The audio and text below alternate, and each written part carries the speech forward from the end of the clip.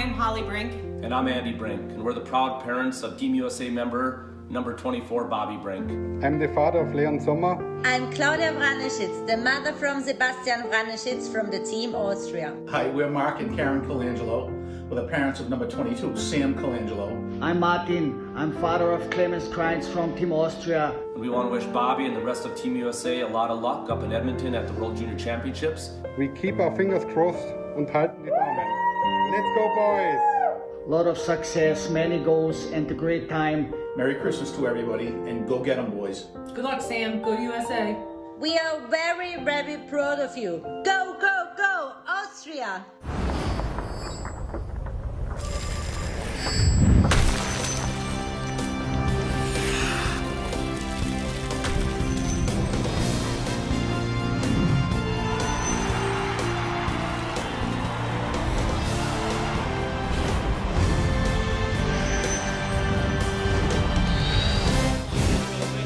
Edmonton, Alberta on Boxing Night, and we've had a couple of knockouts so far today. Sweden 7-1 over the Czech Republic, Canada 16-2 over Germany. The Americans taking on Austria tonight and trying to do something similar. They're a little sour from last night's loss against Russia. That's the end of our triple header today on the World Juniors on TSN. How you doing, Canada? Hope you're enjoying your turkey leftovers, your turkey sandwiches, your turkey soup, turkey pudding, whatever it is you have. It's James Duthie and Bob McKenzie with game number 3 on day number 2 at the World Junior Hockey Championship. And we've already seen both sides of this tournament. Day 1, we saw 3 really close games, including a dandy between the Americans and the Russians. On day 2, the opposite side, Sweden with a blowout and Canada giving Germany absolutely no chance whatsoever. This one might lean towards the latter category. The Americans are skilled and loaded. The Austrians have never won a game at this World Junior Hockey Tournament. To get you ready for it, Gordon Miller and Ray Ferraro. The U.S. coming off a tough loss to the Russians last night, one in which they had a hard time getting things going. Just 5 shots in the first period, 26 overall, and they really seem to be stymied in the middle of the ice. And for a team that is supposed to be able to produce offense, they really had a tough time dealing with the aggressiveness of Russia. When Russia was shorthanded, they pressured them. The U.S. really was never able to get set up. When they had opportunities to carry the puck, they ran out of room. It's like they weren't ready for the way the game was going to be played, the pace that it was going to be played at. Now, they were down 4-1 in the third period, and then they got a couple of goals to give themselves a chance to win. They gave up the empty netter late for the final 5-3. Now they're going to have a chance against Austria here to carry the puck, to move the puck. I'm interested to see how quickly the U.S. breaks out and gets on the attack tonight. Austria in the top group of the World Junior for just the 4th time in the 45 years of the tournament. 5 of the Austrian players are too young to be drafted yet in the NHL. Well, Germany today had Tim Stützle and John Peterka, and Austria has a star in Marco Rossi.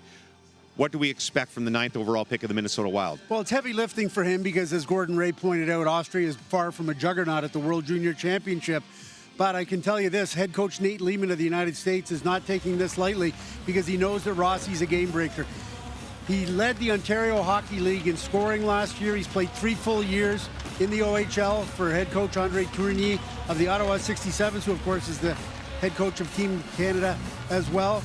And Rossi is a top 10 pick, number 9 overall to the Minnesota Wild, who could be playing in the National Hockey League this season. A lot of people think he's got an excellent chance to make the roster. Now, he's not a big guy. He's 5'9", but he is 180-odd pounds. He's got that low center of gravity, and he is an offensive star at the junior level. And if the Americans want to keep him in check, they're going to have to use big defenseman Jake Sanderson as part of that assignment. Let's check out your starting goaltenders for tonight's game. Dustin Wolf gets a start for the Americans. He came on in relief of Spencer Knight and that loss to Russia last night. Sebastian Vranischitz starts for Austria. He plays for the Vienna Capitals. Austria only has 1 point historically at the World Junior Tournament. Way back in 2004, they got a 2-2 tie in a relegation game. Thomas Vanek with 2 goals for Austria. We'll see if they can get 1 or 2 tonight against the U.S. right after this.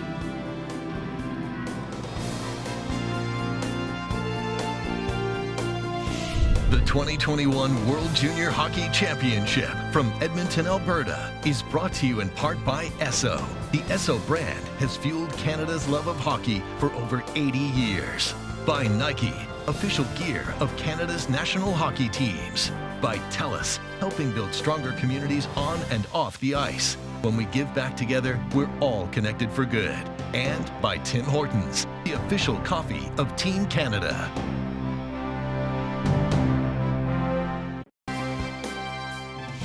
The 2021 World Junior Hockey Championship from Edmonton, Alberta is brought to you in part by Chevrolet. Find new reasons to cheer. Find new roads.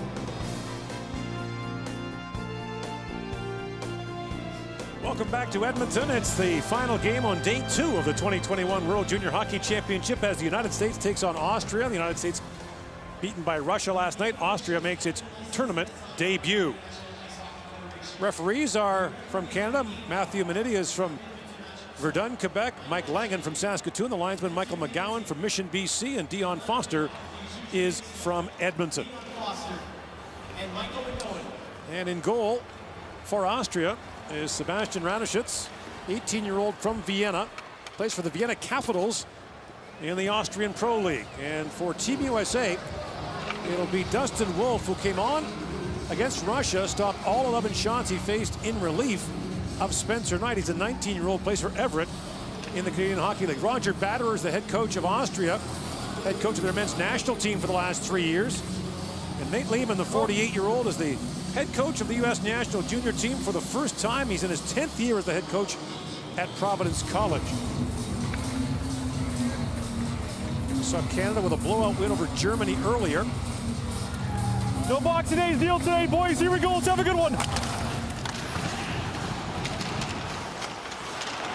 And for the United States, a chance here to right the ship a little bit after a frustrating opening night against Russia. Austria's in the top group, as we mentioned, for the 4th time. Their last appearance was in 2010 in Saskatoon. They were relegated that year. They won promotion in the 2019 Division 1A. Now, of course, the problem with that is 14 of their players aged out. 2000-borns. So their starting goaltender and their top scorer from that Division 1A tournament are too old to play here. So difficult in the age-out tournaments that, you know, it's so hard to advance. And just as you mentioned, you don't get to bring many of your stars with you. Well, there's one for Austria, Marco Rossi, the Minnesota Wild 9th overall pick in 2020. We're going to watch him a lot tonight. He was really good in their pre-tournament game. And it's flipped in by Fabian Hochegger. Hochegger trying to dig it free down low. Turcotte's got it back. Here's Alex Turcotte for Team USA. First-round pick of the LA Kings in 2019. One of 9 Kings prospects playing in this World Junior. They lead in that category for the 2nd straight year. Zegras centers it. Kaliev with a shot. That goes wide. 9 last year, 9 this year for the Kings. Now, flip back down the ice, and icing called against Austria. The U.S. got off to a little bit of a slow start against Russia yesterday. They were down 1-0, had just 5 shots in that first period, and the game got away from them a little bit in the second period. They gave up the 3 goals. Spencer Knight got pulled. And so it's a U.S. team that wants to have a more consistent 60-minute effort tonight. Posh gives a whack to Berard on the way by, and Brett Berard flips that wide. What you don't want to do in this game for Team USA is struggle again.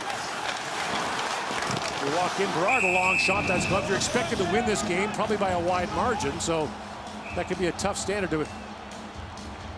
Right, so play. Don't let yourself get frustrated. Nate Lehman wants his guys to be aggressive, but if you don't score early, the bench becomes agitated in a game that you think you should dominate. Remember last year, Canada only beat Germany 4-1? And it was hard. That was a good German team. Yeah, and it was hard. It was, but when you go into that game, you think that you're in control. Matthias Baum skated by the puck. And scooped up by Ryan Johnson. Moves it ahead to Brendan Brisson. This pass ahead. Shoveled down the ice by Patrick Moynihan. Slaggered after it. Brisson centers it. Was in behind Moynihan. From the point, Faber moves up. A centering pass is knocked away by Baum, but held by Slanger. To backhand, John, that's kicked out. by Ranishitz. Slaggert feeds it across. And picked up inside the goal, centered by Moynihan. That's picked off and brought out by Pashinvine. The best chance for the Austrians will obviously be when the Rossi line is on the ice. As Beniers moves in, Beniers looking for Boldy that trickles on goal, and Ranishitz makes the stop. Nice counter by the United States. The puck moved quickly, and Matthew Beniers, who is going to be, in all likelihood, a first-round pick this year for the United States, gets it in full flight. Now he's got some room, and he makes a nice little pass through the middle, and Matthew Boldy, who I thought was terrific in the first game for the United States, isn't able to handle it. Ranishitz is able to jump on it and freeze the play. Puck moved ahead to Chofin, Marlon Chofin, has that knocked away. He plays his junior hockey in Switzerland. The centering pass just missed this time. Out of the reach of Bobby Brink. There are actually two pro leagues in Austria. There's their main league, then there's the Alps Hockey League, which includes teams from Southern Austria, Italy, and Slovenia. The old Italian league is no more. That was a nice retirement play for. I used to have that in my brain that playing a couple of years in Italy might be a good way to finish. And Bolzano, Milan, those were good spots to go to. And then I got a little old for that. And I was like, I can't play anymore. I was running out of countries to play in, so but that seemed like a good place to finish.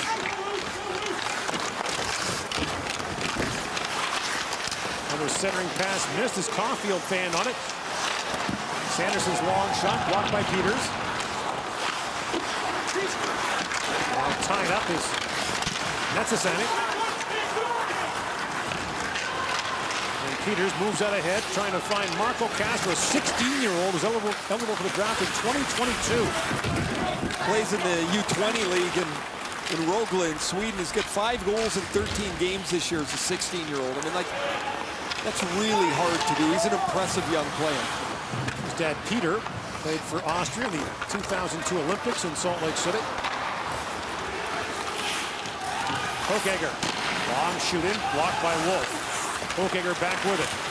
Plays for Klagenfurt in that Alps Hockey League.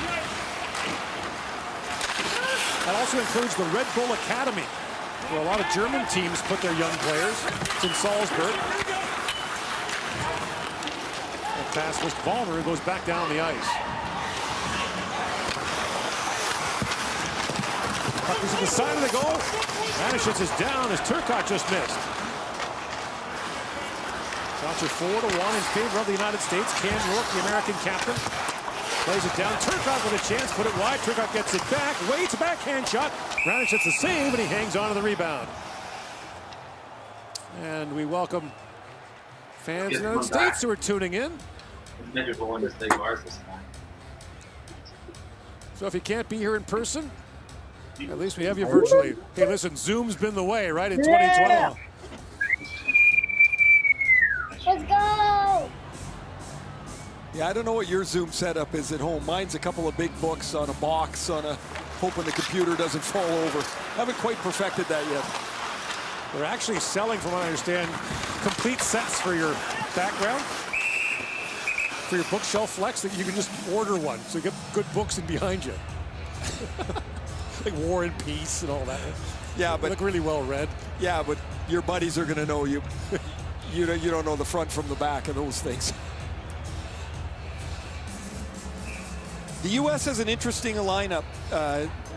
They were hit with some positive COVID tests right before they left for Edmonton, and they ended up with 9 defensemen on their roster. John Beecher, a first-round pick of the Bruins, who I thought was going to be a really effective player in this tournament. Thomas Bordeleau, along with Alex Vlasic, a 6'6" defenseman, were all excluded from the tournament. And they kind of got into scramble mode to put this team together on the bottom end of their roster. Austria also lost a key player, Timo Nickel, who's an Anaheim draft pick, is not here. And of course, with the limited depth the Austrians have, loss of one player can be really tough.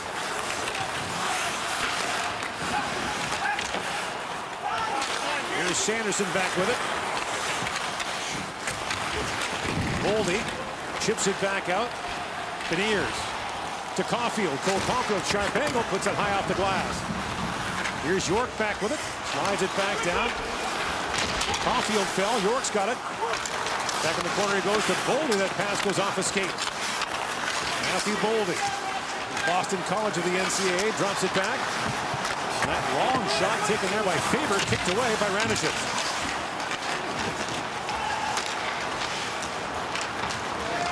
Scooped up and moved out by Bernard Tosh.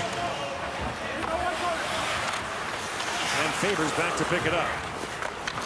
Well, they just have one shot. I would say this has been a start that Austria would be pretty happy about. They haven't been running around. They haven't been pressured greatly in their zone yet. Turcotte works it down to Zegras. Zegras walks right in, a backhand shot, and Ranishitz makes the stop. No score here in the opening period. You're watching the 2021 World Junior Hockey Championship on TSN. Trevor Zegras had a goal yesterday in the third period. He gets a nice pass from Alex Turcotte, and this line struggled a little bit for the U.S. last night. They couldn't quite get out and untracked, and not until the third period anyway. And Zegras, who's a terrific prospect for Anaheim, had a good chance on goal. It was a long shot by Zegras, and Ranishitz hangs on to that. Zegras had a great tournament last year as an 18-year-old. Led the tournament with 9 assists, as you talked about. Really crafty player. He goes fast when he has to go fast. He slows down when he's got some time. He's always got his head up looking for the next play. I really like him a lot. He's going to be a player, I think, that will be a secondary player. You play him with a goal scorer, and he's going to be able to help create on a line. Johnson goes back as Bohm closes on him, and Ryan Johnson pulls it out. Up along the boards, Passion line. Knock it away from Turcotte. Now Zegras comes back in for it. Here's Linder, picks it back up for Austria, banks it off the boards, and down. It goes wide of the goal. Icing called against Austria.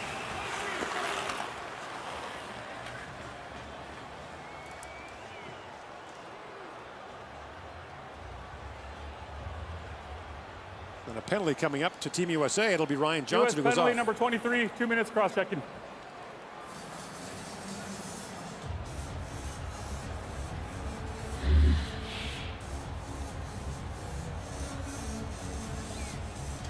There's the cross-check for Ryan Johnson, the Buffalo Sabres first rounder, goes to the box, and Austria will go, Austria will get their first power play of the hockey game.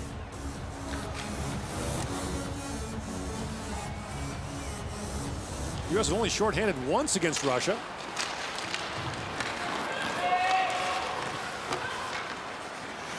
Ranishitz passes that ahead. Ranishitz does play in the Austrian men's league, so an 18-year-old playing against pros. Plays for Dave Cameron in Vienna, the ex-Senators coach. Dave's a good man. Coach of the Canadian junior team in 2011. Austria's produced some pretty good players. Thomas Vanek, of course, Michael Raffel, and Marco Rossi, they believe, is the next one. And here's Rossi with it. Scoring star for the Ottawa 67s plays it back. Here's Peters with it. Jake Sanderson chips out ahead to Beniers. That's fired down the ice by Matthew Beniers. Austria's been one of those elevator teams at the men's world championship level as well. They just can't, those teams just can't put enough momentum to stay. Right. They get there, they get knocked out. They get there, they get knocked out. It's hard to get back. You got to win to get back. And the problem they have is at the world championship, if a guy like Vanek's not available, or Raffel, they got the worst deal at the 2015 Worlds.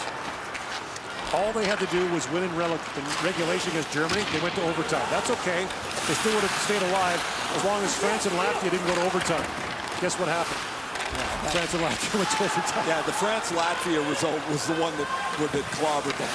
And the coach that here by Canadian, Dan Matushny.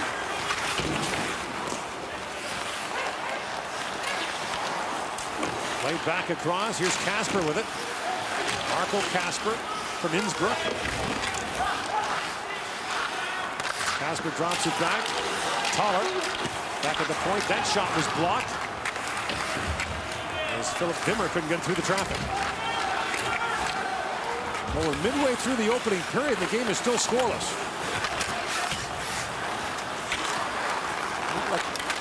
No shots on that power play for Austria. Lord, we talk about the underdog all the time. Just melt the minutes off the clock. Melt the minutes, shorten the game, get some goaltending, get a power play goal. They just missed their first crack at it, but... Well, the puck turned over in front. Zegras walks in and shoots, and Ranishits gets a piece of that. The goaltending piece is the big part. Can't do it without it, and Ranishits is off to a really good start here. Now Rossi pokes at it. Turcotte takes it away. Here's Zegras, spins that through. Kaliev couldn't reach it. Arthur Kaliev. Thrun feeds across. Clevin walks in and shoots, and Ranishits got his arm on that, knocks it way over the glass and out of play. 9:35 to go here in the opening period. The United States and Austria scoreless in Edmonton. Well, the quote of the tournament might have come before it started. A few days ago, Austrian defenseman Louis Lindner was asked, what do you want to accomplish? He said, we want to play our best hockey, then everybody should know Austria is not where the Kangaroos are at. Right. That's the biggest thing I want to achieve. I want to know that people know where Austria is. They don't mess it up with Australia. I want people to know Austria is where Vienna is at, and we can play hockey. So far, Gord, they're playing pretty good hockey. You know, it sounds obvious. You'd be shocked. You'd be absolutely shocked how many people don't get it right. I mean, Slovenia, Slovakia, sure, that happened. You know, the flags are similar. They're in the same part of the world. Denmark and Norway, it can happen. Just you. Okay, that's just me? Denmark, Norway, you're the only one that's got that one. You almost quit the business when they played each other at the Worlds. That was a catastrophe. Yeah, but Austria, Australia, that's...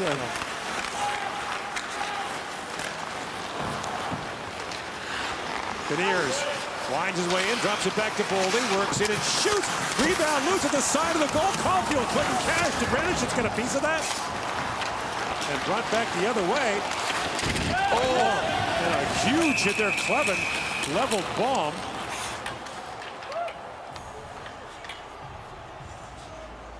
And play is called.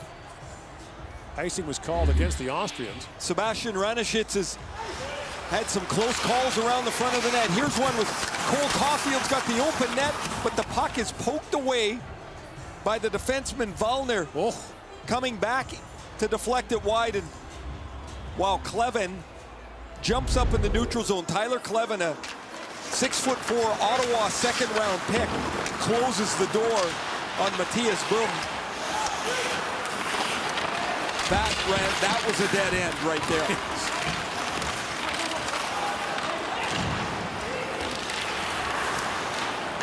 Ellison plays it back across for Zegras. The pass is picked off and brought back the other way by Pfeffer. Pfeffer throws it back in front. Zegras knocks it away. Austria has but one shot in the game so far. As Turcotte winds in. Turcotte tried to backhand. That was blocked. And picked up by Unterweger. Dominic Unterweger, who plays in the Alps Hockey League. Plays it down. I gotta say, the Alps Hockey League sounds like a pretty good deal. There's some good teams though. Salzburg, a couple of nice cities in Slovenia. Galicia's in that league. Northern Italy. If they're looking for announcers. You applying for a job, a play-by-play job there? We're going to be busy the next few months. Okager sends that in. The play's offside at the American line. Well, Austria has lots of great athletes. They ski. They're also a good soccer nation. So just 3,700 junior players, but 3 first-round picks: Thomas Vanek, Michael Grabner, Marco Rossi. Michael Grabner has been a really good NHL player. He's had some injury problems, but one of the most lethal short-handed players in the last 20 years in the NHL. He gets out in the open ice. There's not many people catching him. And Rafa was a guy. Michael Rafa was also an undrafted player who signed out of the World Championship by the Flyers. good for them. Flyers have done some good work in the World Championships. They signed Pierre-Edouard Bellemare, who had a good stint in Philly, now in Colorado. Tim Harnish back the other way. Luis Linder, who had that chance, had it punched away by Dustin Wolf.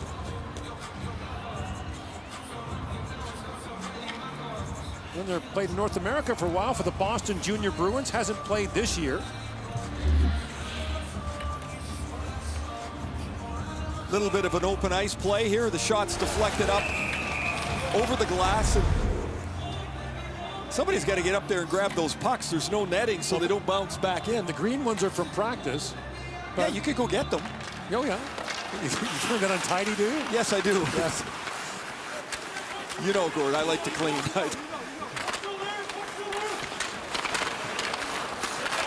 There's no deception like self-deception, I guess. Things have to be neat. Everything's got a place. In comes Gerard. Angles there with Jonas Kutzer. Now moved through the crease by Farinacci. Scored against the Russians last night. And banked back down the ice. Austria plays Sweden on Monday, Russia Tuesday, then the Czech Republic on Thursday in this ultra tough Group B. And there is Roger Bader, took over for Marco Pival. Pival's club team had allowed him to coach the Austrian national junior team, but then realized how long he'd be away and said no. That's such a strange thing. So the head coach, a long shot, isn't allowed to leave, and Roger Bader had to step in. Bader is Swiss. He was former head coach of the Swiss under-18s and a long-time coach in the Swiss National League.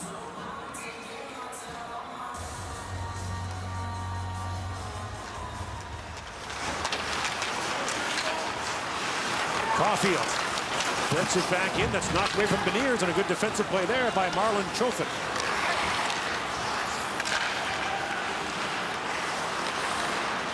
Johnson got bumped there, but moved the puck ahead to Beniers. 6 to go in the opening period. In comes Beniers. Drops it off to Boldy, chops it back, and Strum couldn't get a shot away. And once again, the pass is intercepted. Good defensive play there by Philip Vimmer. Johnson reverses the puck, and Thrun brings it out. Henry Thrun plays for Dubuque in the USHL, was at Harvard last year, but of course they're not playing this year. Now the Austrian defender falls, and then Kalya got bowled over by Lucas Vitsensen. Sanderson plays it back after Zegras. They're not backing down, Ray. This isn't a 1-4 by Austria. This is no, and they're in the battle here. They're in when there's a play to be made, a 50-50 puck. They go in and they're aggressive with it. I've been really impressed with Austria here in the first 15 minutes. 5:06 to go here in the opening period. Still no score. Back here in Edmonton, tomorrow our coverage continues with Canada and Slovakia. The middle game starts at 5:30 Eastern Time, 2:30 Pacific. At noon local time tomorrow, Finland takes on Switzerland. The nightcap tomorrow, the Czechs against the Russians. Slovakia got smoked in their pre-tournament game. And it looked like they were chasing everything, and they were really good in their 1-0 win against Switzerland. Peters drops it back. That's tipped away by Jake Sanderson. Kalya couldn't get to it, and Bernard Posh played that away. There's no relegation this year, Ray, in this tournament, so Austria will be back next year, and 11 of these Austrian players can return, including Rossi. Oh, pardon me, Rossi cannot. He's a 19-year-old, but excuse me, Kasper can return. And the dribbling puck gets by Ranish, hits it in, and the United States has the game's first goal as Zegras slides it in. I say oh no because this isn't even really a shot on net, yet it works his way up Ranishic's stick and rolls over top of him into the net. So the U.S., which had carried most of the play here, most of the puck time in the offensive zone at this end of the ice. I don't know if this puck gets touched one more time or if it goes all the way through. if it goes all the way in, I think that's Drew Hellison's goal.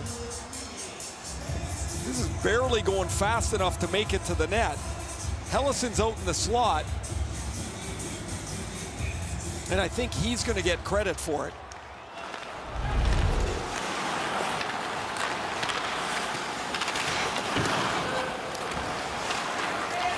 Taller drops it back.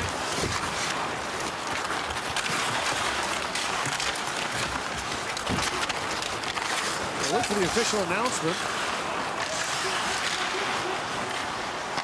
This is where Austria, I mean, I'm going to say they've got to be careful, but this is where these games get out of hand, where it's close and then all of a sudden, bing, bing, bing, the other team, the heavyweight, gets a couple quick ones. In comes Caulfield, a chance. He hammered that wide. They give him the goal to Turcotte. That's not right. That's not right. We'll get another look at it, but I think this goes off of Hellison's foot out in the slot and then rolls all the way through.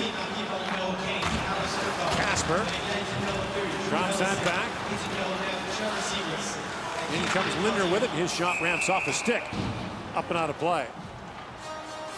We'll get another look at it, and Turcotte's going to throw this, and it hits the foot of Hellison.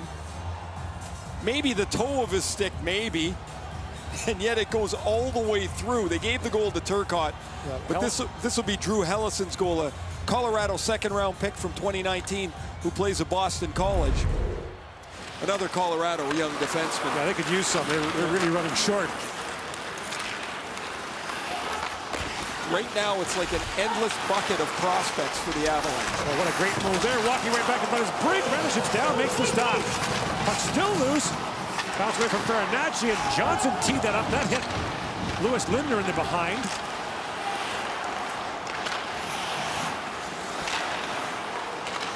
And Vollner watching Berard as he walks across the line. In comes Berard with a chance. Shoots off the outside of the post. I've liked him 3 times we've seen him. He's got energy. He's on the puck. He's a buzzsaw on the ice. Run moves in. Tries to center it. Now Thrun throws it back in front. Loose puck bounces there to Brink. Can't get a shot away.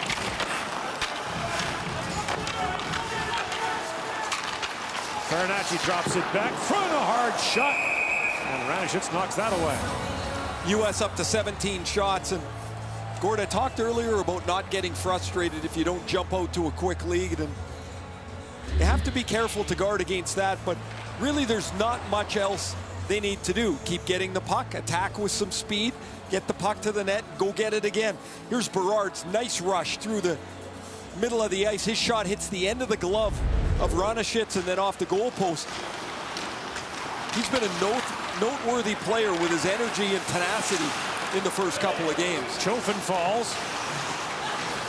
Centering pass for Turcotte, in off the goalpost on a feed from Zegras.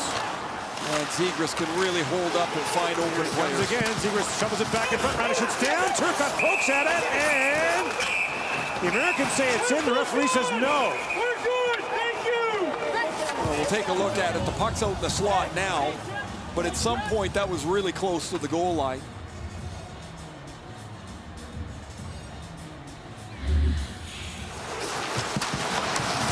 Oh, off the post again. Turcotte's deflection of the Zegras pass is going to go through Ranishitz's feet off the post, and that never crosses the goal line. Wow, they're going to review it. Referees Mike Langen and Matthew Maniti will have a look.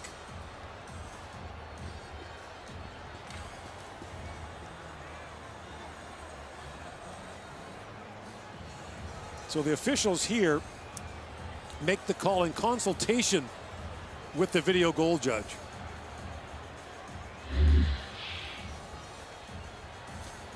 Zegras' pass is crisp, it's on the tape, and Alex Turcotte deflects it, and it goes right off the goalpost. You'll see it here as a great look at it. Now, did it come back in off the pad? I don't think so, but if it is, you're not going to see it there. I mean, you need an MRI to see it. Whoa.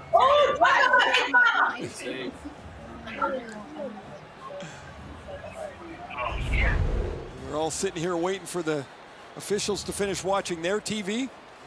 They'll come out with the call. Here's the call from Langen. After review, the call on the ice is confirmed. We have no goal. So it remains 1-0 with 2:07 to go.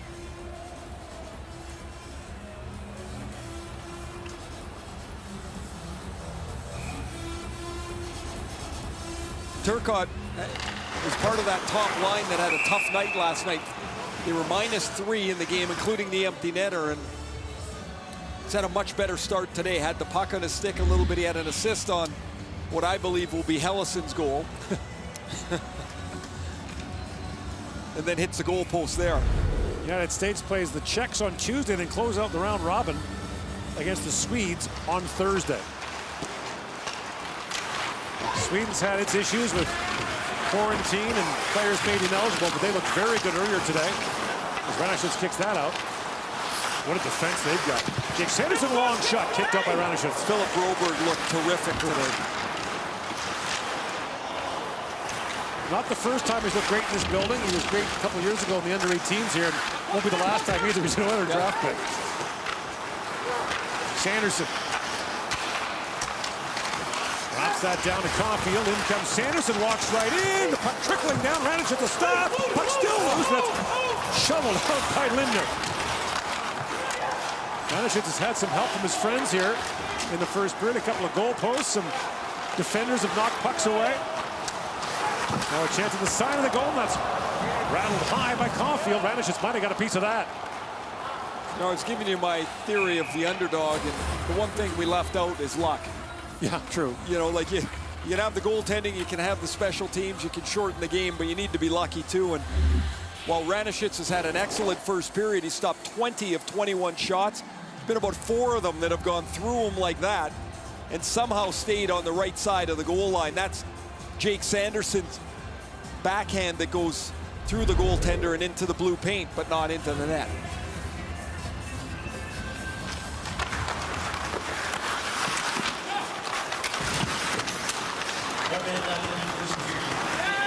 Fimmer with it now. He got poke check. Turcotte knocked it free. Here's Rossi with it. Marco Rossi. Got knocked off the puck there by Turcotte. Rossi kicking at it and picked up by Lindner. He got tied up in the corner by Turcotte. And Turcotte picks it free. Plays it across. York walks in, shoots off the goalpost. Oh, man. Those things must look like football uprights right now. In comes Faber with a chance. He stopped in tight. I don't know, man. They're picking them apart across the seams. They just can't get the puck to go into the net. Zegras centers it. That's knocked down. Peters has it back for Austria. And Peters skates it out for Austria. Shovels that down to the American zone as time winds down here in the period. A wide edge in shots for Team USA. So just a 1-0 lead after 20 minutes. The shots are 22-3. And that doesn't count 4 or 5 goal posts hit by the United States. You're watching the 2021 World Junior Hockey Championship from Edmonton. Our first intermission is coming up.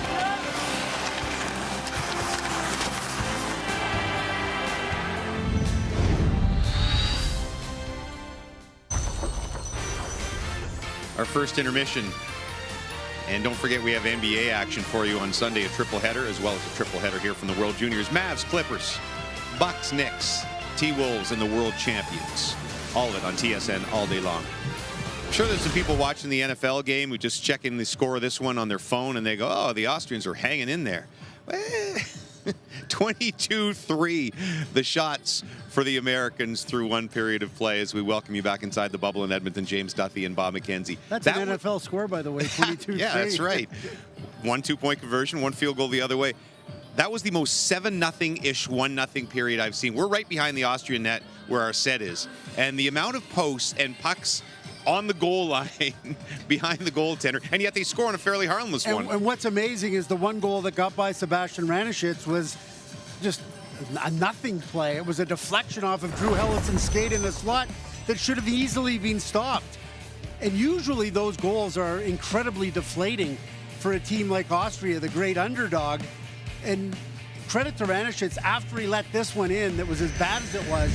And yes, there were, I think, 1 crossbar, 3 posts, but he made some really good saves. So he bounced back. But it's not a sustainable model here for the Austrians to be that outplayed in just wave after wave of American shooters coming in. The dam is going to burst unless Austria can find a way to push back and try to play some of this game in the offensive end. I mean, you got Marco Rossi, a world-class player, and all he's doing is chasing the puck around his own end with everybody else on the Austrian team. Yeah, I was feeling sorry for Tim Stützle with Germany today as they were getting pounded by Canada, but at least he had Peterka, another good player. Rossi seems like he's all alone out there and just not getting any help whatsoever. Here is Marco Rossi, the future Minnesota Wild, with Ryan Rishaug. Happy with a 1-0 score through 20 minutes of play. How do you think you played? I think in the defensive zone, I think it was pretty good. We gave them too many opportunities to score. They had 20 shots, so we have to have a better puck management in the defensive zone, neutral zone. We're doing turnovers. We just got to keep it simple. Then I think it's going to be a better period next. The best that your nation has finished in the top tier of this event is 8th. What would it mean to your group to improve on that this year? A lot. I mean, I think it's the 3rd year in history that we had a tournament like that. So we were so proud of that, and it's a huge honor for us. And of course, our goal is to go to the quarterfinal. But we got to think each game to the game. We can't think what's going to happen in the 4th game. I think now it's important that we go to the next period, play the game really good, and just be better than this one. Thanks, Marco. Thank you.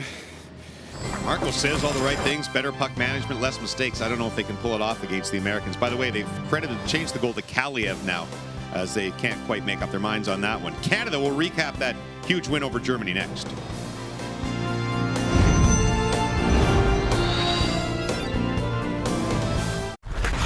Character, integrity, respect. If we bring good sportsmanship on and off the ice, we can help end bullying.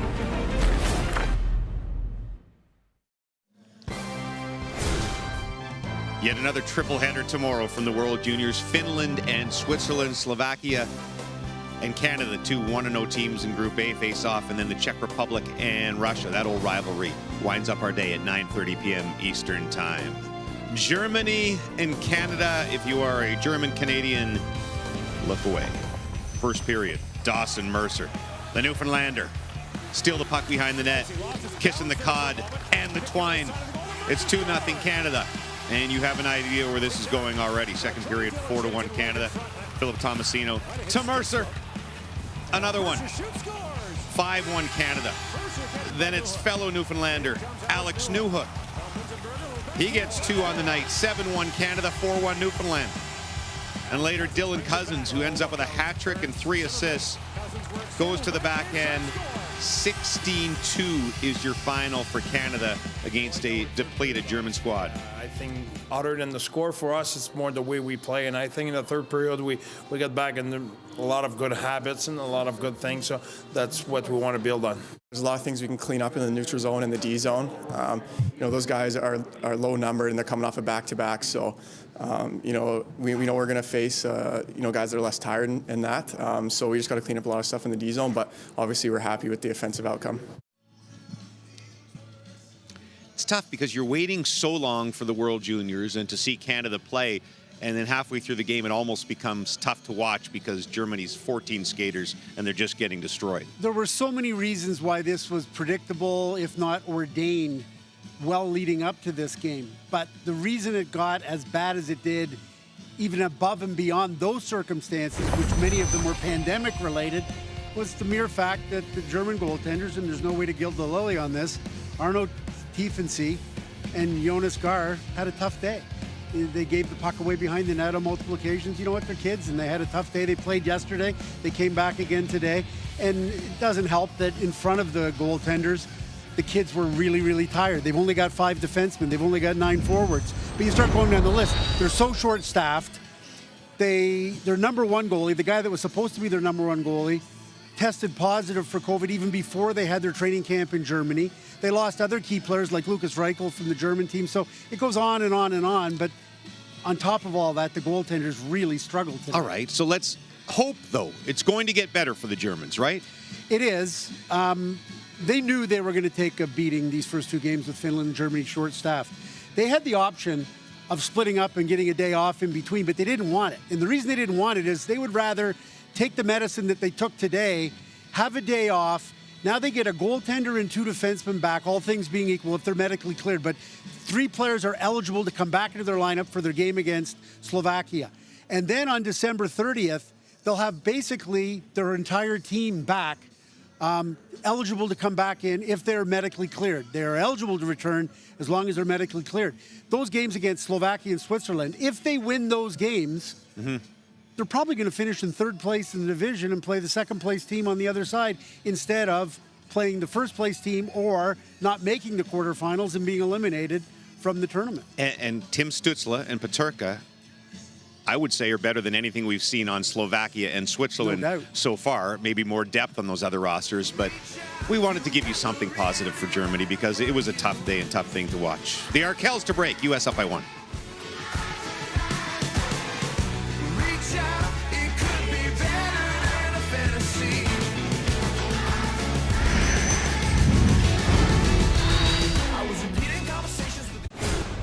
Back here in Edmonton, Alex Turcotte has been given credit for the American goal. Ray Ferraro disagrees. He went off Drew Hellison and in, but we'll fight that another day. The shots were 22-3 in favor of the United States. And back here with the disgruntled Ray Ferraro. If you only get a couple of goals a year, Drew Hellison, that hits your foot. You want it, do you not? Move along. So, thank you. Stay with it. It's an easy thing to say. Yep. Hard to do. It really is when you start to pile up the chances and they won't go in for you. Here's Cole Caulfield. He's a goal scorer. Didn't score in the first game. Wants to get on the board here. Denied as the puck is poked away. Really nice rush by Brett Berard. Off the goaltender's glove and the goal post. In tight, it's Turcotte. Off the post again. Tighter, it's Turcotte. Off the post again. The puck just will not go in the net for the United States, and Captain Cam York finishes it off as he rings one off the goal post as well. An excellent first period for the United States, 22-3 in shots. Yet Austria must be thinking this is just fine. We're down 1 as they head to the 2nd period. And the team start this 2nd period, 5-on-5. We're good. Rossi out for the All right, boys, face-off. here we go. Let it rip. Against Matthew Beniers.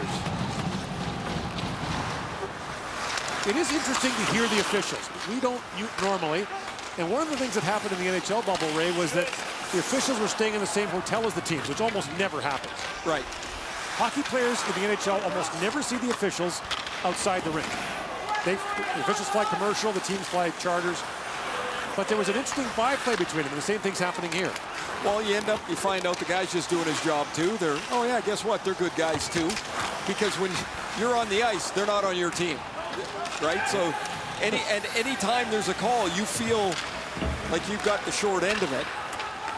But when you start seeing the same guys over and over, you start to realize they love their job like you love yours. They're trying to do their job to advance as far as they can. Same as you. And they are evaluated on performance, and being chosen to do this tournament is a big honor.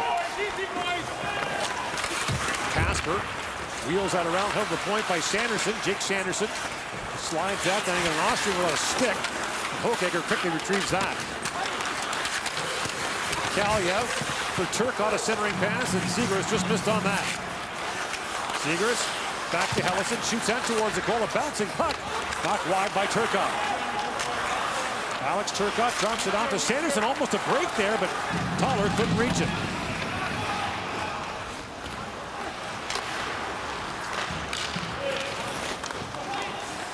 Now a chance for Zegras, a centering pass and a shot right on. Taken there by Farinacci. Another sweet pass by Zegras. And I cannot believe this has happened. The IHF has changed the scoring on the American goal. They've given it to Drew Hellison. A right or a wrong has been corrected here. And you, once again, fighting a lonely battle, have won. And here is another Trevor Zegras pass. Man, he finds whatever lane he has to find. He'll hold it, he'll wait, he'll change body position, stick position to find the open lane. He's really a terrific player to watch. And there's Drew Hellison, and it's his goal. And it's 1-0. Do you know they changed the rule because of you this year?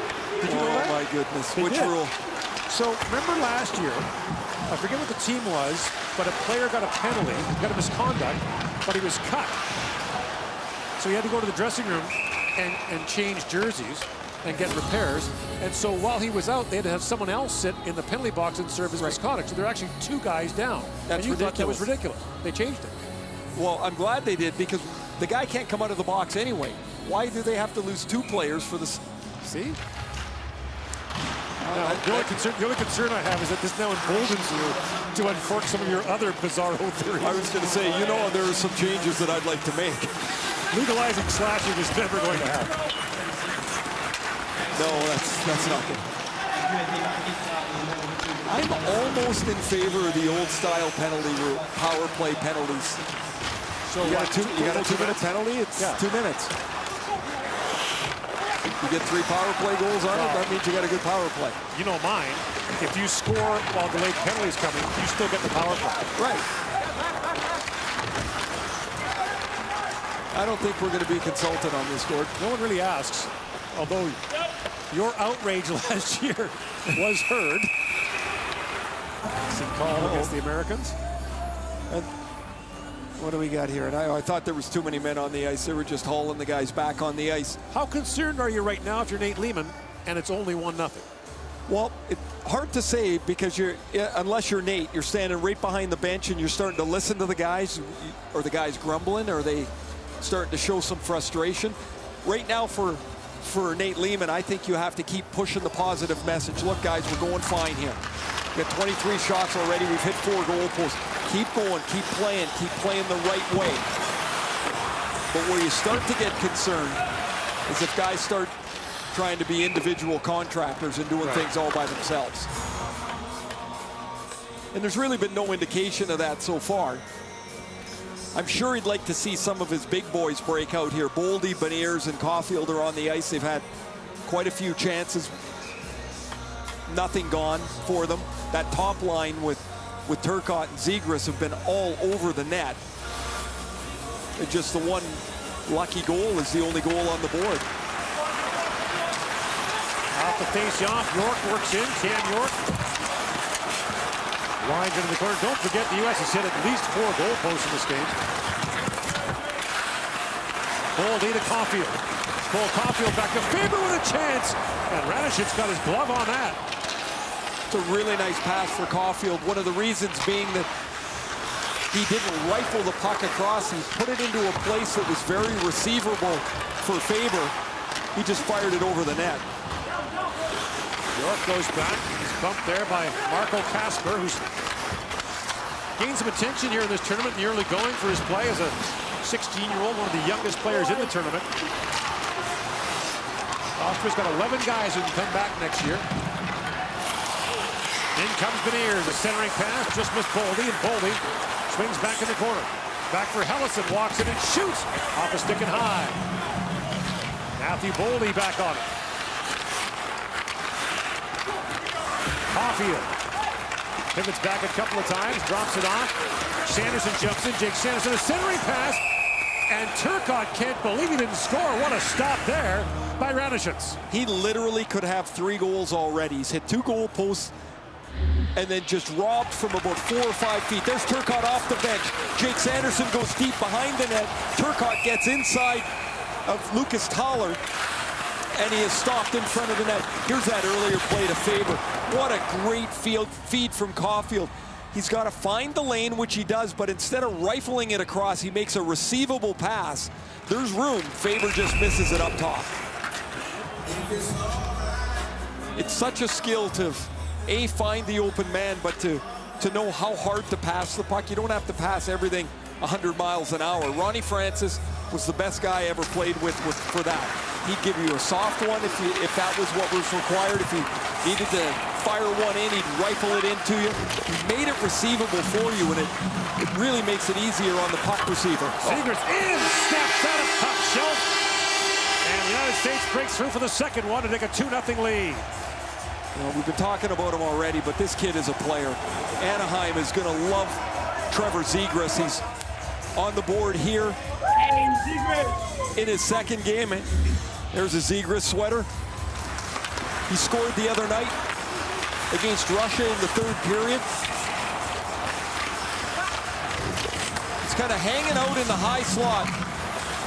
And he takes the pass from Turcotte and beats Ranishits up over the blocker. So they do get on the board. Zegras from Turcotte, and it's 2-0. Zegras had a good year last year at BU at 36 points in 33 games, and signed with Anaheim at the conclusion of his college season, turned pro, and of course this year has not been able to play. Been working out in Southern California. It's going to be interesting to see NHL players after the long layoff. There's two schools of thought. One, there'll be some rust, but two, for a lot of players on good teams, a long rest. Well, Gord, remember the lockout after Teemu Selanne had signed in Colorado? And he couldn't get on track in Colorado. And it turned out he needed major knee surgery. Farinacci and shoots scores. He flips it in, and now the dam bursts. Yep. And the U.S. is up 3-0. 28 seconds between goals. And John Farinacci, who is playing in Muskegon in the USHL, should be at Harvard. No hockey at Harvard in the USHL. He's got goals in back-to-back games. Ryan Johnson jumps up into this play. His great skating ability pushes everybody back a little deeper, and Farinacci has to fight for the puck a little bit, and then he chips it up over the goaltender's left-hand glove, and he's got goals in back-to-back. Yeah, he does. He's another guy playing at Muskegon in the USHL this year. He was at Harvard last year, scored 10 goals in 31 games as a freshman for Ted Donato, the head coach at Harvard, who's also his uncle. Just to finish off about Selanne was that he needed major knee surgery, and that was the year of the lockout. He went away, had a full year to recover. He came back in Anaheim. It was like he was reborn. The old Selanne was back. And there's going to be players like that have had this long gap of time, and they're going to come back healthier than they've been in quite some time. Farinacci stays with this puck really well. Doesn't get much on it, but it turns out to be perfectly placed. Philip Vimmer trying to clear it out. It's knocked down neatly by Colangelo with a sharp angle shot. That bounces high in the air. And York in for Faber. The centering pass just missed there from Brisson. And Harnish plays it back across to Rossi. Marco Rossi flips it in. Harnish goes after it. Rossi trailing as well. And Faber has time to adjust his helmet while moving the puck up the ice. It's a skill. Multitask. Dustin Wolf sure hasn't had much to do down there. Just 4 shots on goal. We haven't talked about the U.S. goaltending at all. Spencer Knight was pulled against Russia. 4 goals and 12 shots, and then Wolf came in and stopped all 11 in 26 minutes of relief. This was their plan, to get him to play tonight against Austria. I thought they would go back with Knight, but it's Wolf. He just hasn't had much to do. So now the question is going to be who starts against the Swedes on Monday. Penalty coming. It's a holding call against Austria. The United States in the power play when we come back.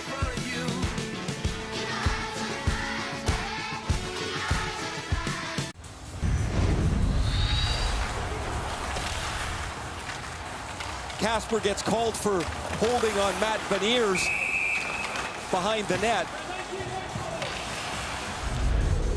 A couple of young guys. Beniers just 17 years old. 18 years old, rather, going to be drafted highly this year. And Kasper just 16 years old. That shot off the shoulder of Ranishits. U.S. back on the power play. York to Zegras. Across to Kaliev, the trigger man, one of them on this power play. Zegras feeds it down, Boldy centers, and Caulfield turned away in tight. Really nice work. Zegras, Boldy, and Caulfield, one touch all the way. Caulfield turned aside. Now Boldy busts in, shoots off the outside of the goalpost. He's been really good here in Edmonton since the U.S. has arrived. Zegras feeds it down to Boldy, back to Zegras, to Boldy. Zegras. Caulfield in the high slot. York back across to Zegras. That pass tipped away neatly by Vimmer. Caulfield falls. The puck still loose in the corner. Pfeffer couldn't reach it. And Boldy across to Caulfield. Cole Caulfield, the Montreal Canadiens' first-round pick in 2019. Back to York to Caulfield. Walks in, feeds across. Secret, the hard shot. That might hit the pipe again. We're going to have to repaint these things by the end of the night. That's at least 5 that the U.S. has hit. Zegras feeds it back in front, knocked away by Lindner. 40 seconds to go on the American power play. Brink walks in and fires that wide, knocked down by Zegras. Feeds it in for Turcotte. Turcotte drops it back. Sanderson a shot. That's punched away by Ranishitz, up and out of play. The U.S. with 3 really good chances on this power play. Here's the first one. Watch his puck movement. Zegras, Boldy, Caulfield, well stopped by Ranishitz, but that's terrific puck movement. And then Boldy driving around the outside. He beats Ranishitz on the blocker side. That hits the pipe and goes to the corner. And then Zegras, glove, post, another one. And the game stays at 3-0. Head back across to Brisson. Takes the return feed, shoots, scores! Power play goal for Brendan Brisson. And the United States has taken a 4-0 lead.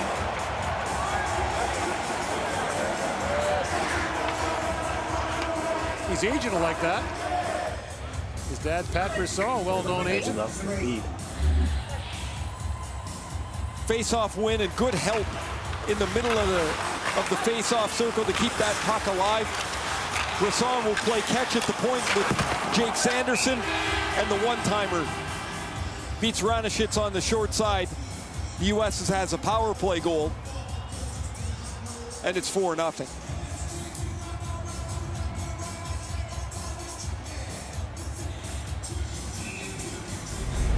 Brendan born in Manhattan Beach, California.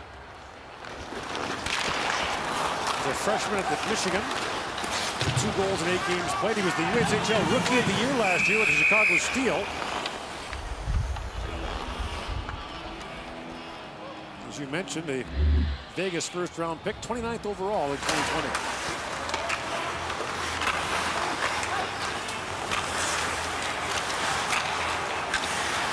Spread out the penalty killers, enough room to open up the pass lane, and the one-timer will find just enough room over the pad under the glove for Brendan Brisson.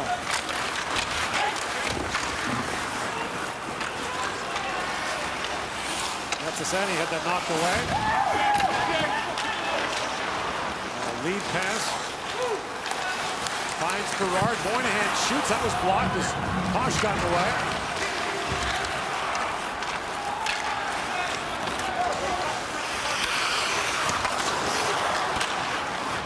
Henry Thrun winds his way through the middle. Jumps it across the line, drops it back off for Berard.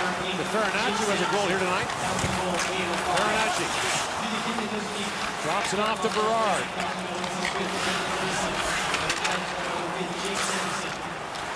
In comes Thrun. He's it down below the goal mouth for Farinacci. That's knocked down by Philip Vimmer. Rolling puck, and Wolf knocks that away. Needed something to do. Looked like he was excited. The puck came down there. 34-4 are the shots. Ellison. Up for Brisson. That was knocked away. Vimmer has it back and lifts it high in the air.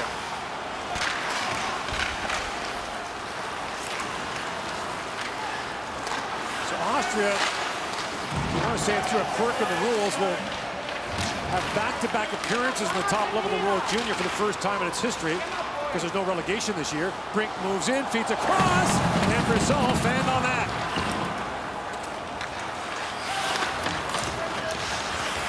So as many as 11 of these Austrian players can come back to Edmonton next year. Schweiger tries to find Brink. That misfired.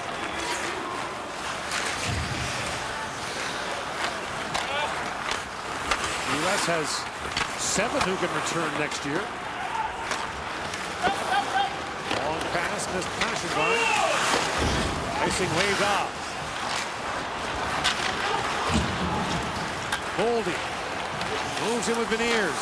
The Caulfield, the trailer, he had that shot knocked partly away by Unterweger. now Hinterberger back with it through the middle. And that pass for Collar missed. Caulfield had the puck roll off his stick. And Chofin plays it back down to the American zone as York goes back for it. Tomorrow, the Finns and Slovaks, or Finns and Swiss rather, at noon. Canada, Slovakia at 4 local time. And the nightcap, the Czechs and the Russians at 7:30 Mountain Time. Marco Rossi flips that wide of the goal. He's been really quiet. I mean, the Austrians haven't had the puck much at all, but we haven't talked about Rossi at all. Peters flips that in. Here's Rossi back with it. Shields off Faber. Harnish couldn't reach it. That's knocked out by Berniers, and a chance down for Caulfield. One-on-one with Fepler. Caulfield shoots. And Radishitz knocks that away. Rossi taken down by Turcotte, the centering pass, and a backhand shot by Zegras. Put towards the goal there by trying to wrap around try for Kaliev. Now Zegras back with it. Zegras off the outside of the goal post. Kaliev.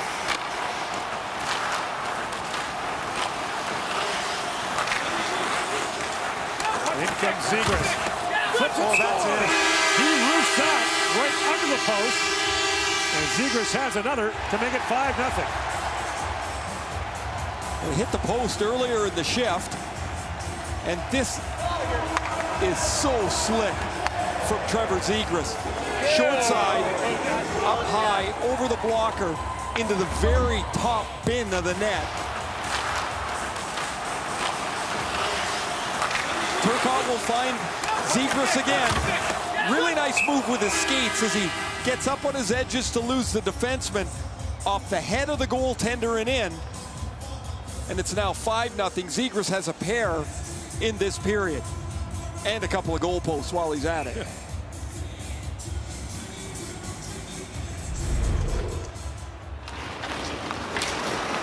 Talked about the U.S. wanting to get their big guys untracked a little bit. Turcotte's got 3 points. Zegras has got 3 points. Here they come again, 2-on-1. Farinacci with Berard. Berard in, shoots, and Radishitz makes the stop. Trevor Zegras from Bedford, New York, pacing Team USA here, and says hello to a 5-0 lead.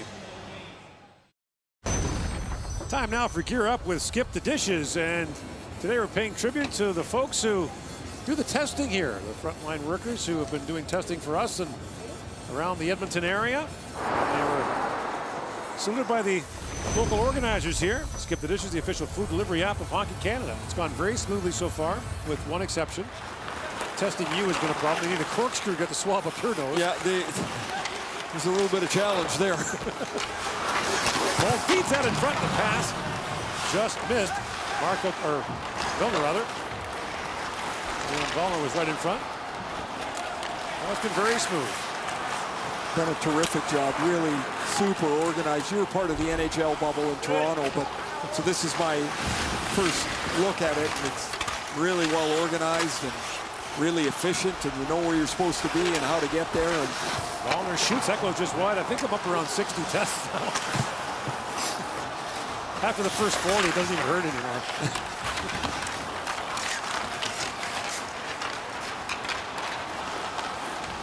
Brisson goes ahead to Colangelo. In comes Colangelo, busting in, manages to save. The rebound cleared away by Poschenbein.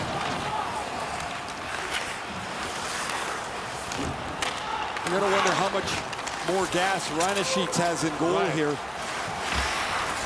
40 shots in 33.5 minutes. 41. Gloved by the Austrian netminder. So when you're a team in Austria's position, in a format like this, you're looking for the game that you have the best chance to win. What's the one that gives you the best chance? For them, in a really tough group with the United States, Sweden, Russia, and the Czechs, I guess it's the Czechs.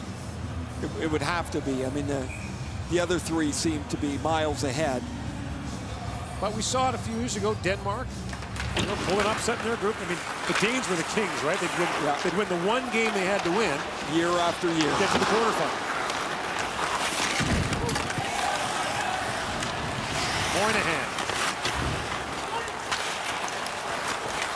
Here's that back in front for Berard. That's knocked down. And Finn Van E sends it out.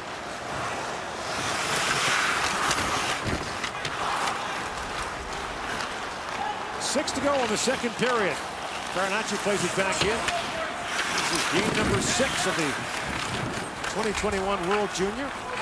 Obviously an altered format this year, but interesting for us, Ray, that we get to see every team. Yes. Normally we only see a team in one group. Is now busting in. A chance for Beniers. Works in, picking across, and they score!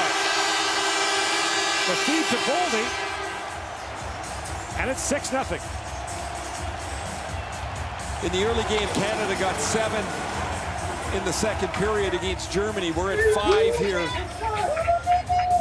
Matthew Boldy takes a terrific pass from Matthew Beniers. A long lead pass will spring them both. They come off the bench on a change, and that is a gorgeous feed for Brock Faber. He hits Beniers, who is circled in off the bench to make himself available for the pass. A little backhand dish, and Matthew Boldy, the Minnesota Wild first rounder from a couple of years ago, will not miss, and it's 6-0.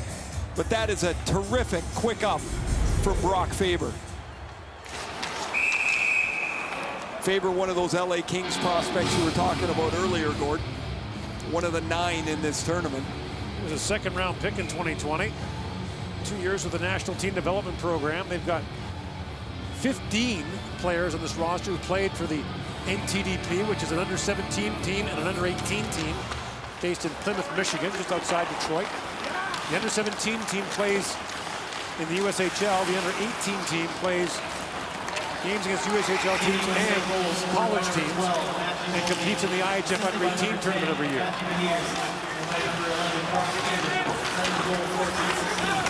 And there's a waiting room for the big colleges. Michigan's right down the road. Minnesota, Wisconsin, others. There's a quick chance off the goalpost. What a chance there for Peters. And now it's Austria's turn to hit the pipe. Senna Peters rings it off the iron. 5:14 remaining here in the second period. The United States has a 6-0 lead on Austria. Matt Beniers with a beautiful setup on the last United States goal. He's the youngest player on the U.S. roster, but he's also one of the most outgoing. His mom, Christine, is a lawyer, was also a Broadway actress, gave him and his siblings musical theater lessons.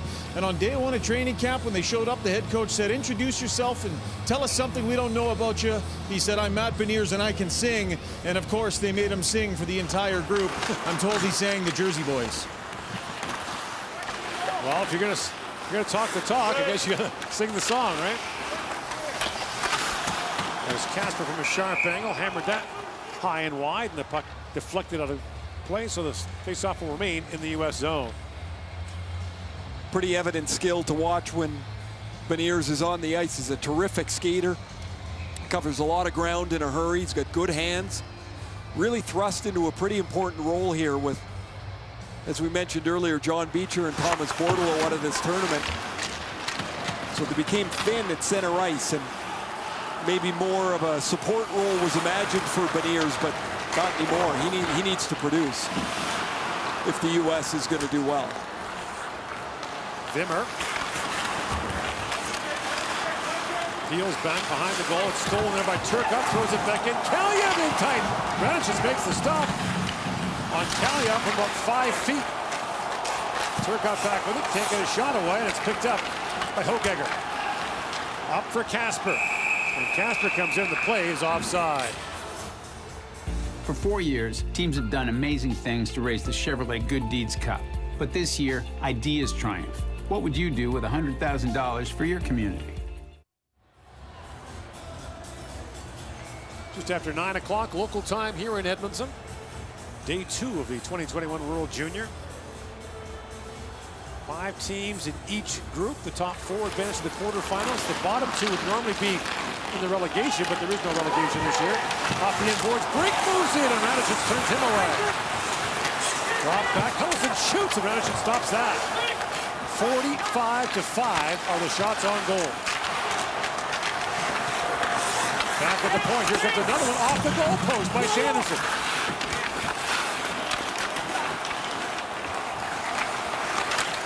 Berard plays that down to Sanderson. Jake Sanderson feeds it back. Berard fanned on it. And Brett Berard winds back across the top. Moves right in. And now picked up by Paschenbein. Julian Paschenbein with boom. That shot was blocked easily by Sanderson. Berard, that high pass, with a cross stick to knock that down. And Farinacci with it. Plays it back in the corner for Brink. He's tied up by Lindner. Back at the point is Faber. Feeds it across to Johnson. Shoots. Ranishit's the save. And he pounces on the rebound.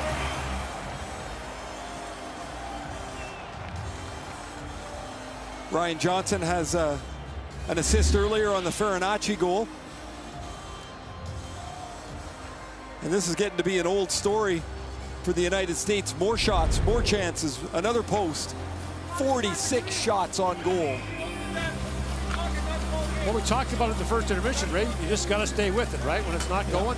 Don't get frustrated. Keep plugging away. Keep pushing at it. And eventually you push the other team over. And that's what happened here in this second period. Of course, what we saw last year in the quarterfinal game for the U.S. against Finland was it just never broke open. They lost the game 1-0. And that was a different case. That was a Finnish team that played stifling defense. But that was, I mean, the U.S. probably felt, should have felt they deserved to win that game. They had more than enough chances. And of course, is the other feature of this tournament, single elimination. Yep. Once you get to the quarters. The one and outs, of course, we've seen Sweden at 53 games in a row in the preliminary rounds, and those one and outs they just can't get through them. They've got one gold medal in that stretch that goes back to 2006. Faber. Back to Johnson, to Faber. Across to Colangelo, in, shoots, Ranishitz knocks it down, it's loose in front, that was tapped wide. That rebound popped up and hit Landon Slaggert right in the mouth and in front of the goal.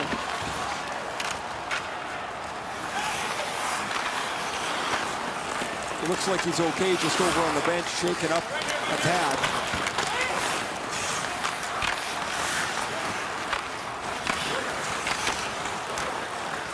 Vanny waiting for it. Run stepped up on him. Penalty coming up to Austria. There's Moynihan back with it. The extra skater comes on. It's Zegras. Front. Walks in, shoots. Ranishit's got an arm on that. Clevin at the line. Holds it for Team USA. Beniers. Got it on the boards by Posh. And finally the penalty is called. 1:47 to go, and Team USA is going to the power play as Clemens Krings goes off for hooking.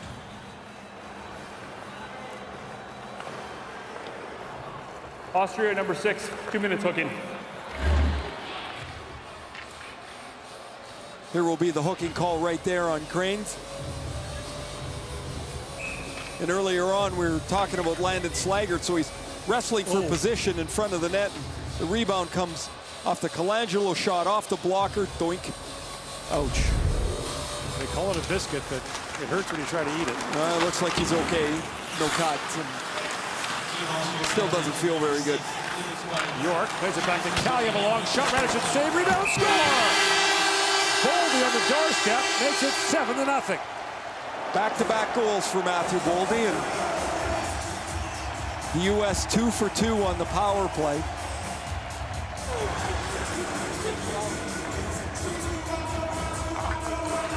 Ranishitz couldn't hang on to the longer shot, and Boldy standing right unattended at the front of the crease.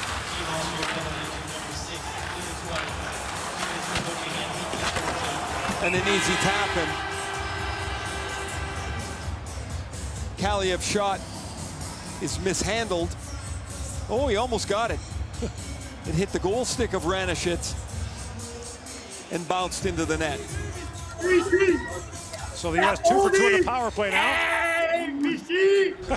There's a BC fan in the corner.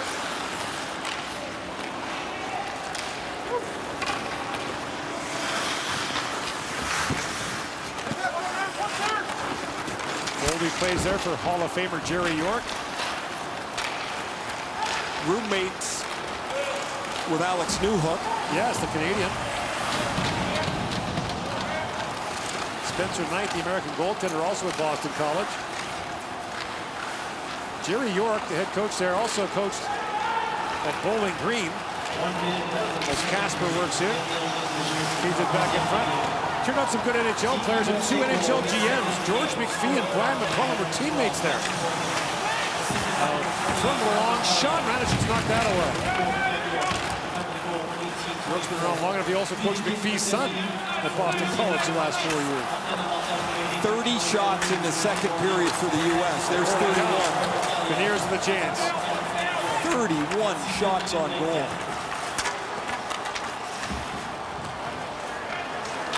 Pfeffer slowly brings it out.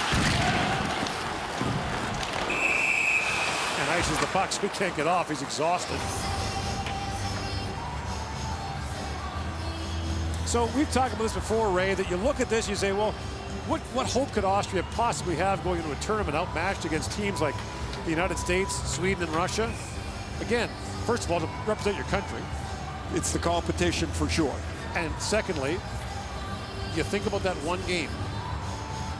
I mean, the quarterfinals are a win for sure. Oh yeah, to get to the quarters, I mean, there's different tournaments here. I mean, in a normal year, to survive relegation is a win. To get to the quarters is a win. The Big Five, if you want to call them that, have different aspirations than some of the others. So the United States blows it open here in the second period with 6 goals. And has a 7-0 lead after 40 minutes. You're watching the 2021 World Junior Hockey Championship from Edmonton. Our second intermission is coming right up.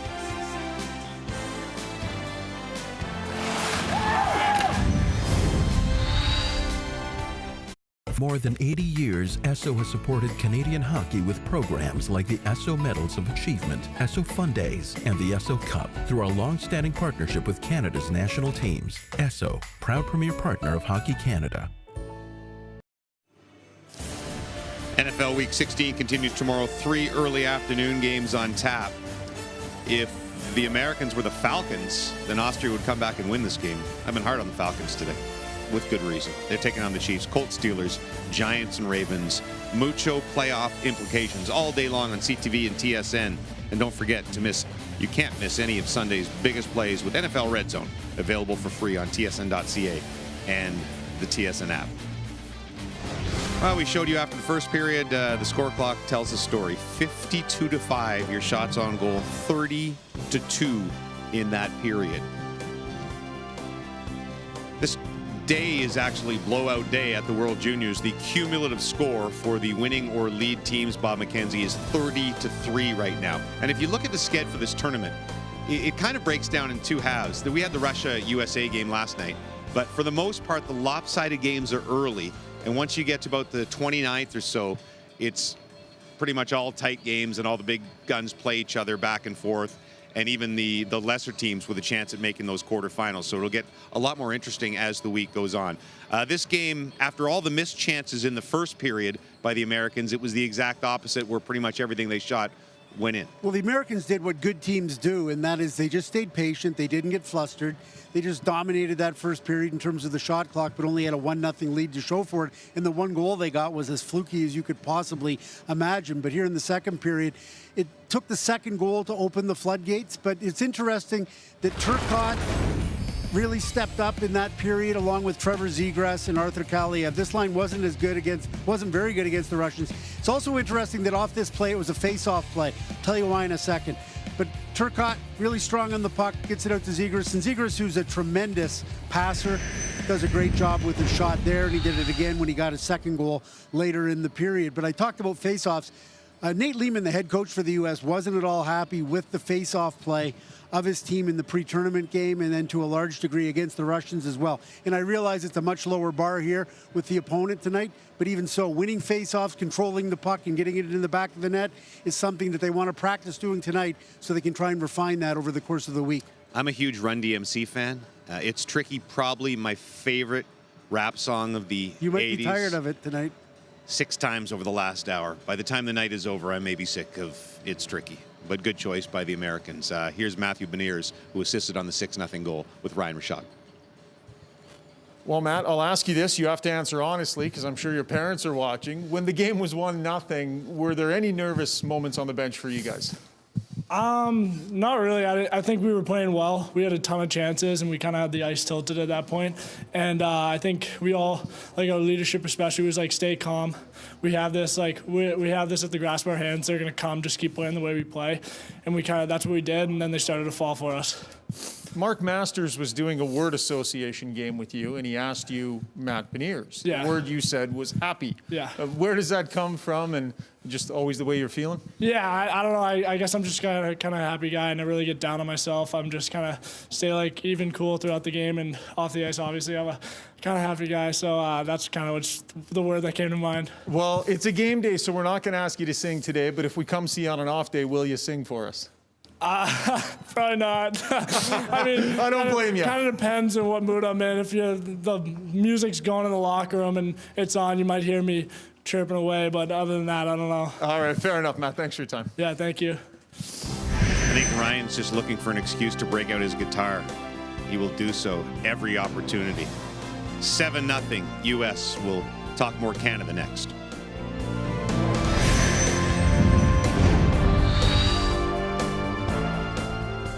A proud premier partner of Hockey Canada, Tim Hortons has supported minor hockey for over 35 years through the Timbits Hockey Program and its commitment to developing teamwork, confidence, and social skills in an inclusive environment. Timbits Hockey, where the first goal is having fun.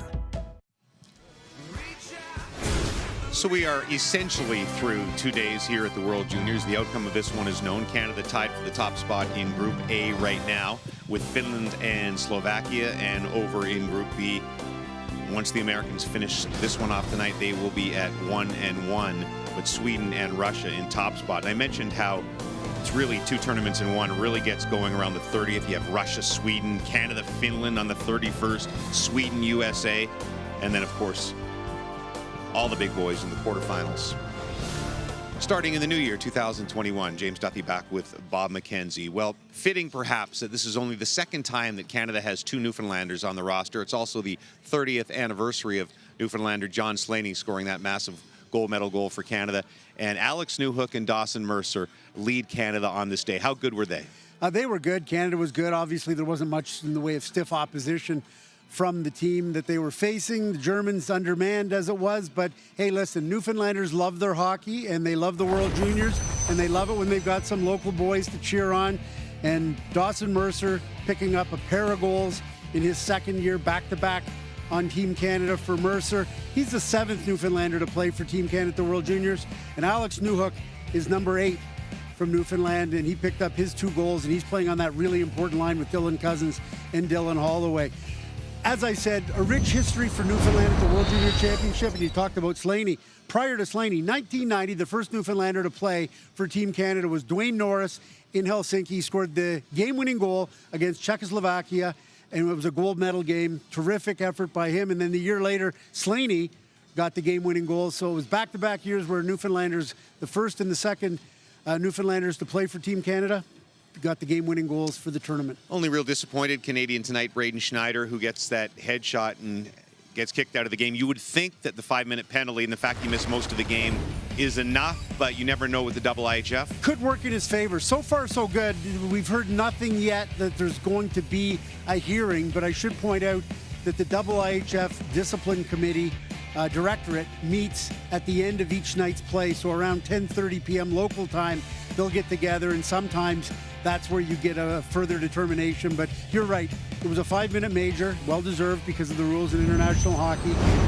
We'll find out whether there's anything, but the fact that he missed the rest of that game, the fact that the player came back and played the rest of the game, and the fact that they haven't heard anything yet may well actually bode in Team Canada and Braden Schneider's favor. We'll find out. Would have been a good clean hit if the opponent was 6-2 or so, but you have to take responsibility for that. America in control. Up 7-1 over Austria, the Arkels. Take us to the third.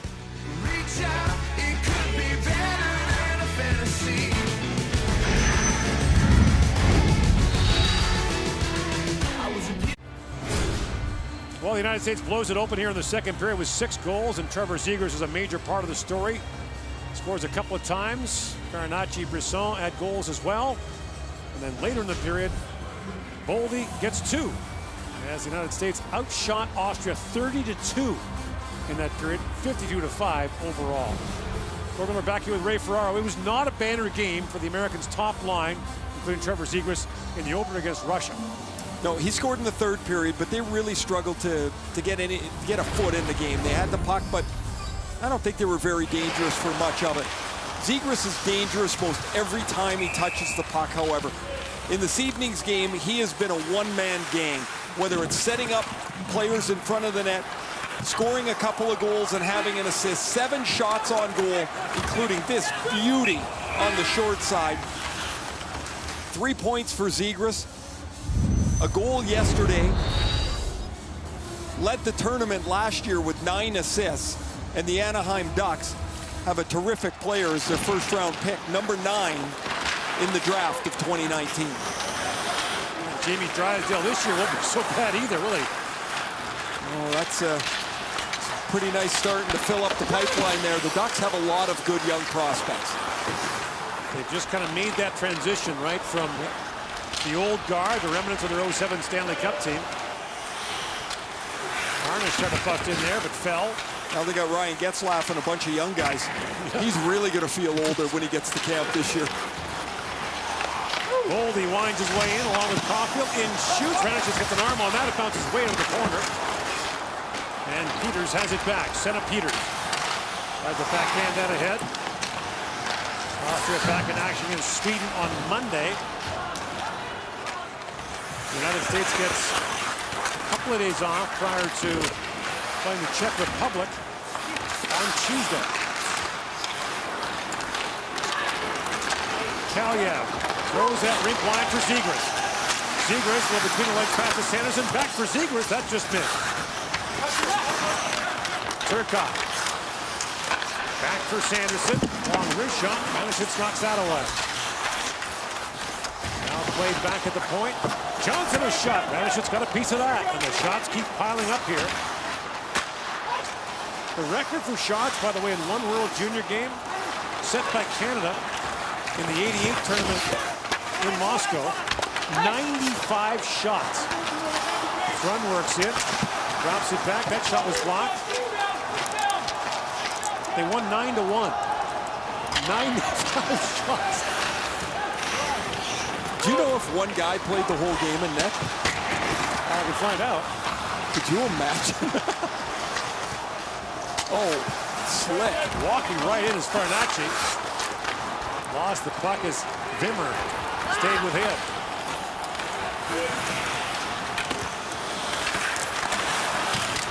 That was the tournament where Canada beat the Soviet Union. It was the year after Piastani in Moscow. Jimmy Waite turned in one of the greatest goaltending performances in a single game in Canadian history. Oh, what a dash here by Gerard, moving in and scores! Brett Berard down the right side makes it an 8-goal USA lead.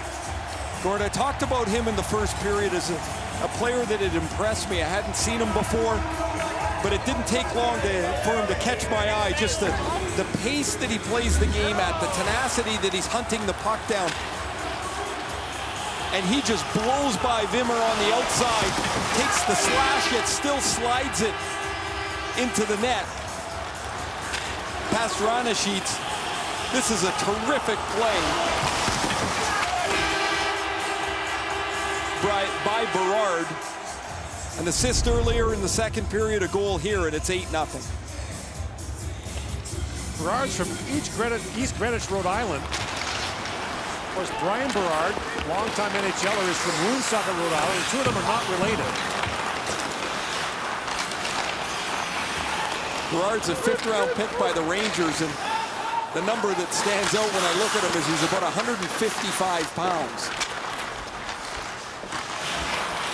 So that'll be a challenge. Obviously going to have to get a little heavier, but man, he can skate. Thanks to Team USA head coach Nate Lehman at Providence College. Louis Lindner was taken down there and is slow to get to his feet. That's back to the Austrian bench. Clement moves in and shoots. Ranishitz save, rebound, score! Brisson's got his second. And the goals piling up here for Team USA.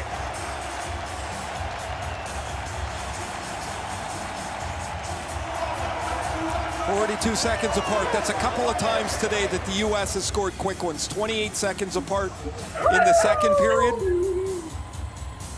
Now 42 as Brisson takes a rebound. Austria is short-handed here. As Linder, the defenseman, was hurt behind the net. He's slowly going to make his way off the ice, but the puck doesn't get out of the zone, and now there's no defenseman back there. Brisson, nice skate-to-stick play off the rebound, and it's 9-0.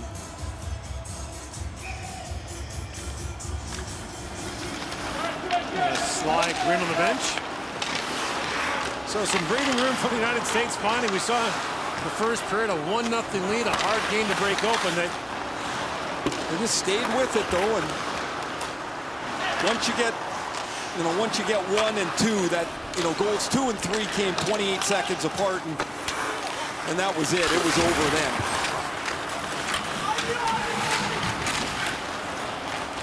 Team USA goal. Played last year with Halifax in the Quebec League, scored 23 goals. This year's playing for the Rogla junior team in the Swedish League. That's Asani had that shot knocked away, and here's Rossi back with it. His second of the game, scored by number 18, Brendan Grissom. Up ahead for Peters. And by number 19, Patrick Moynihan. Austria draws the U.S., Sweden, and Russia out of the gate to open this group. Welcome to the World Junior Tournament. To qualify, and you get 3 heavyweights right out of the gate. And a group that's unusually tough. Turcotte moves in, trying to feed that across. In a normal year, the groups are more balanced. It's based solely on finish from the year before. How you line up the year before, just how the draw worked out.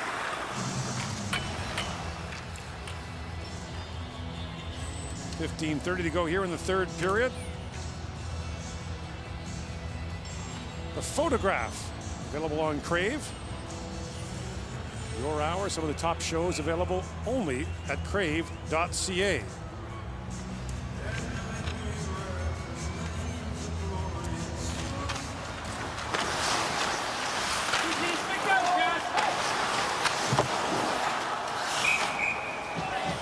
Shot deflects off Ranishitz, up and out of play.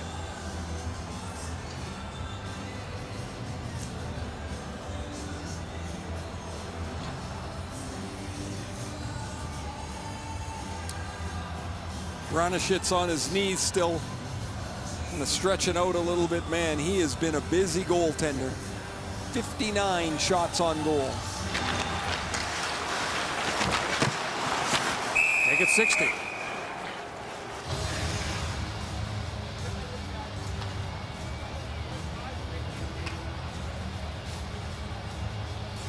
U.S. has been pretty relentless here, as Canada was earlier. Once they've had a chance to get a leg up on the game, they're looking for as many as they can get.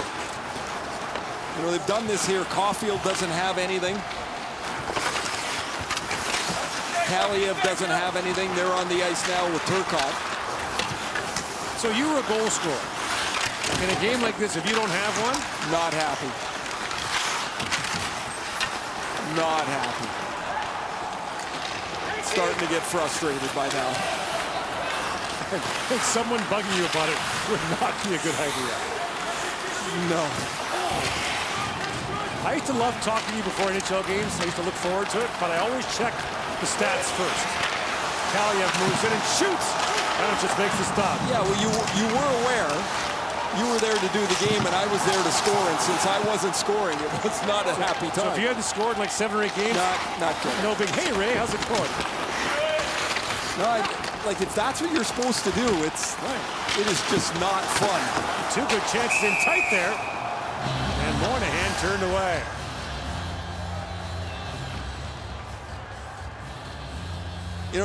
You try your best to kind of let it slide off you, but you know what you're there for. You know what your job is, and you're not doing it. And no matter what anybody says to you, oh, you played a good game today, you're like, oh, really? I have nothing. And it is hard to shake that. Well, at least it was for me. Oh, what a great play. Another chance in there as Boldy completes his hat trick. What a pass again from Zegras. Boldy goes to the net where he is such a strong player. He's got good strong hands. That puck comes across. He doesn't miss-hit too much around the front of the net. But watch Zegras turn in the corner here. He's going to steal the puck off the nice little forecheck. And he waits for Boldy to get right to the top of the crease. And he rockets this pass. He's not even looking at him. A little glimmer out the side of his eye to catch Boldy's stick, and it's a perfect pass. I think that's going to be it for Ranashits. He's going to go back in. He had an equipment problem. It's wearing out is the problem. So what a play by Zegras again. These two have had a great evening. Boldy's got 3, and Zegras continues to impress. So Ray, at the start of the second period, the score was 1-0 U.S. Austria got the first shot of the period. Since then, the shots are 42-1, and the score is 9-0, 10-0 overall. Team USA goal is 42-1. We're going to see Russia play Austria in a few days. That's on Tuesday.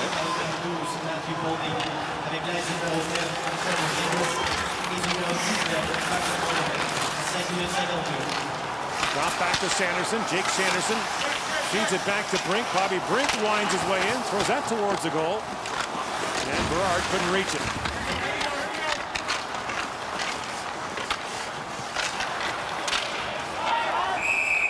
Across the line comes Faber.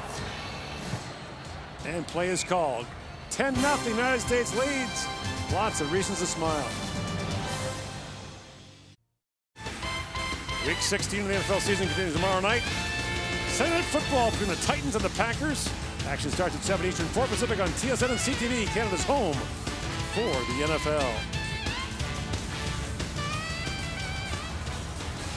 The record for fewest shots in a single game at the World Junior is 6. Austria has 5. I'm going to say yes. They'll get more than, they'll get 2. They'll get 2. I mean, they have won in the last 27 minutes. Slaggert moves in, fires that wide. The U.S. has been relentless here. Colangelo winds across the top. Colangelo swings in, throws that through the crease. Colangelo back with it, shoots it, ramps off a stick and out of play.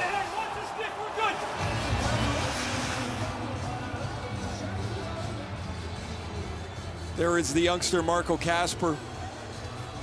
And man, does he ever look young. Well, he is 16. Yeah.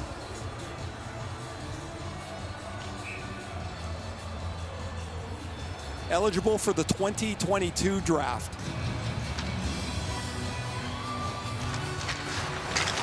Yeah, he's an 04. Clever long shot. So Ray, think about it. You retired in 02. 02, yeah. Yeah, oh yeah. That's just, it's amazing that, you know, he's playing in the U20 league. He's got 5 goals in 13 games. In a good league in Sweden. In a good league in Sweden. And, you know, he's a notable prospect 2 years out from the draft.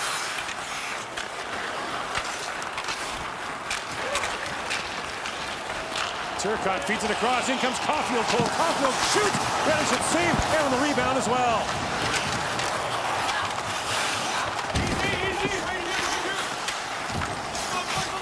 And Turcotte back with it. Back to front. Caulfield couldn't peck that free. And now the pass gets away from Turcotte. Remember the goalie change here for Austria. Their backup is warming up in the tunnel. Jacob Brander. Cam York.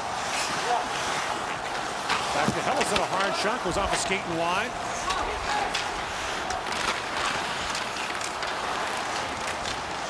Helleson across to Zegras. The spin move, threads it back in. That pass finds the intended target Moynihan. His shot was blocked. Chopin sends it down now for Austria.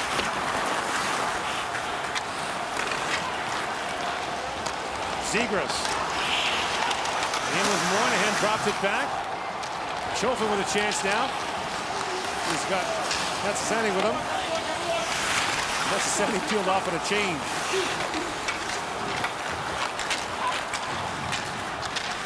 Chipped ahead by York. He finds Brink. Bobby Brink gets around his man, walks in, and a great stop there by Ranishitz. Ranishitz is hurt. He's in trouble here. He's hurt. We got to get him. And play finally called. Ranishitz went down hard and right away was in trouble. Gord, he's been stretching between whistles for the last, I'd say since the beginning of the period almost. And the backup goaltender, Jacob Brandner, was stretching in the hallway. He was coming in at the next whistle, but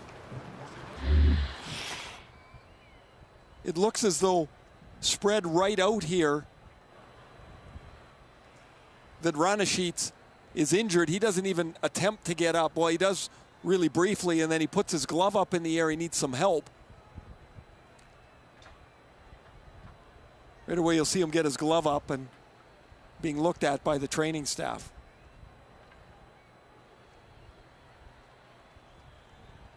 Well, Ranishitz has faced 68 shots in the game.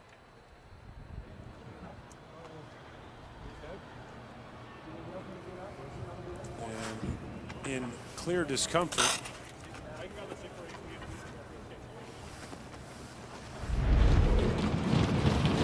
Players from both teams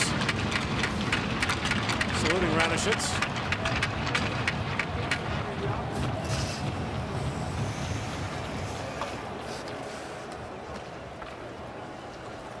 He's going to make his way off slowly.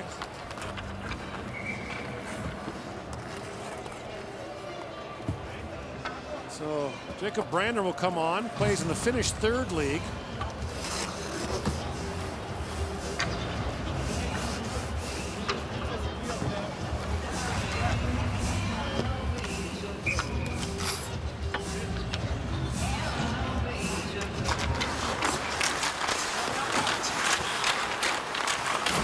We go with a new goaltender for the Austrians. Moved out by Paula. Trying to find Peters there. Rossi's out there as well. Rossi backs that down.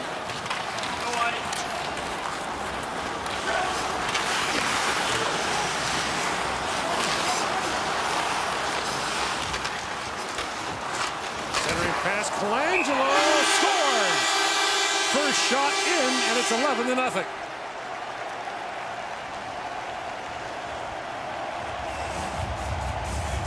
Colangelo is wide open on the back door.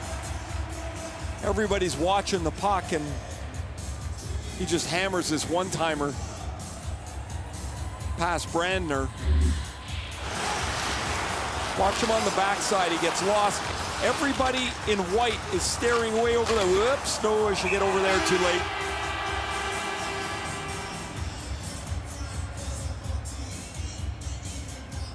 Really nice pass here by Faber. And Colangelo puts it away.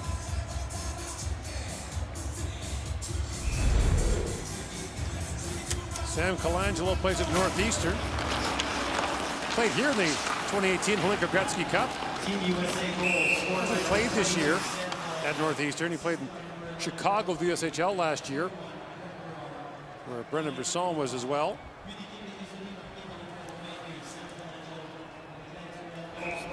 I've been negligent in my duties, Raymond. Again? Well, I forgot to do our trivia. Oh, yes, you did. 6-goal lead. So here's the question for you. Who is the all-time leader in points for the United States at the World Junior Championship? I'll give you a hint. Former Vancouver Canuck.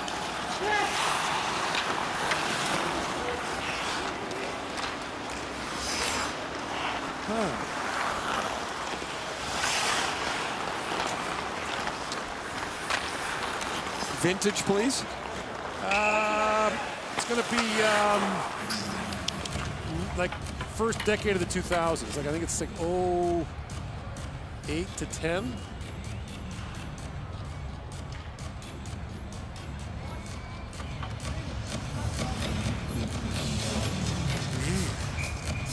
So after Kessel, after Kessler. Yeah, 08, 09, and 10. I should be better than this. I'm disappointed. Drafted by Vancouver in the first round in 2009. Oh, little guy. No, it's not. Jordan Schrader. Jordan Schrader. He was fantastic in Vancouver. Yeah, really good. In the Vancouver World Junior. Yeah. University of Minnesota. Yeah. All-time leader. Yeah, 20, about 3 tournaments, right? That's the thing, right? So.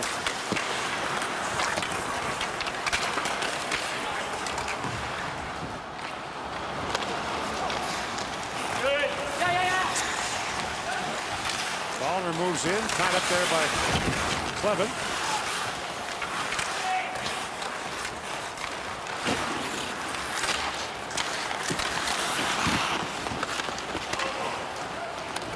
Kutzer sends it back down. Austria still stuck on 5 here, Ray. You think that was a shot? That was not a shot. No, you're not going to give him one there? Well, I'm not the guy that does it, but no, that's not a shot. So again, the record for the fewest shots in a game is 6. We thought 7 minutes ago that there was a lock. I don't know anymore. It's not a record you want to see. No.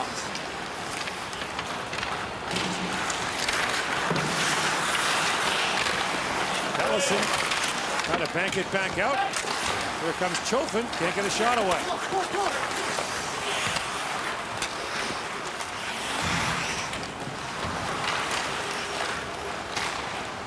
Zegras.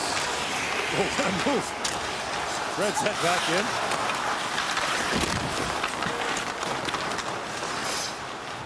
Now lifted back out by Linder. Icing waved off. Ellison being pressured there. Here's a chance in front. Pays back in. Rossi with a chance. Was that 2 shots or 1? Rossi with a puck again. Drops it back. That shot was blocked from Linder. Another broken stick out there. It's like a lumberyard in the American zone. That was 2 shots. Austria avoids ignominy. They won't hold the record. That's all it took. A little burst by Rossi. Wow, Faber just excellent wheels out of the zone. That was the scouting report on him. Another quick chance there, flipped wide. That time by Farinacci. Bob Motzko, the head coach of Minnesota, told us before the tournament that the 3 guys he's got here, defensemen from Minnesota, can all really skate. We've seen it with Ryan Johnson, Brock Faber, especially. The third one's Jackson Lacombe, who's not in the lineup tonight. But man, those guys can fly. The smooth Johnson is to get back to the puck. It gives them some escapability on the breakout.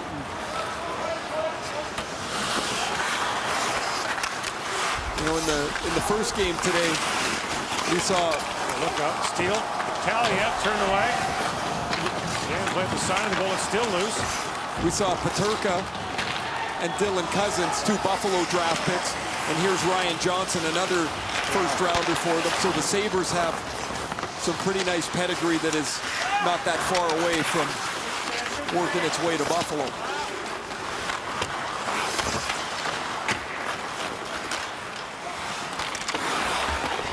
Kaliev couldn't knock it down. Johnson plays it back.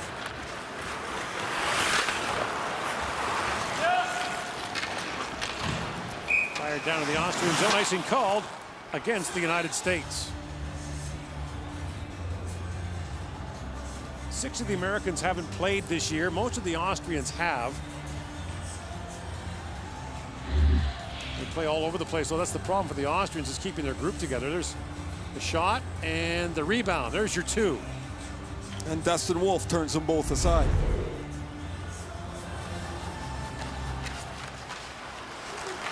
The most shots for the U.S. in the World Junior Game since 2010. And another shot on goal for the Austrians. They're piling them up here. 5:09 to go in the third period. The U.S. leads 11-0.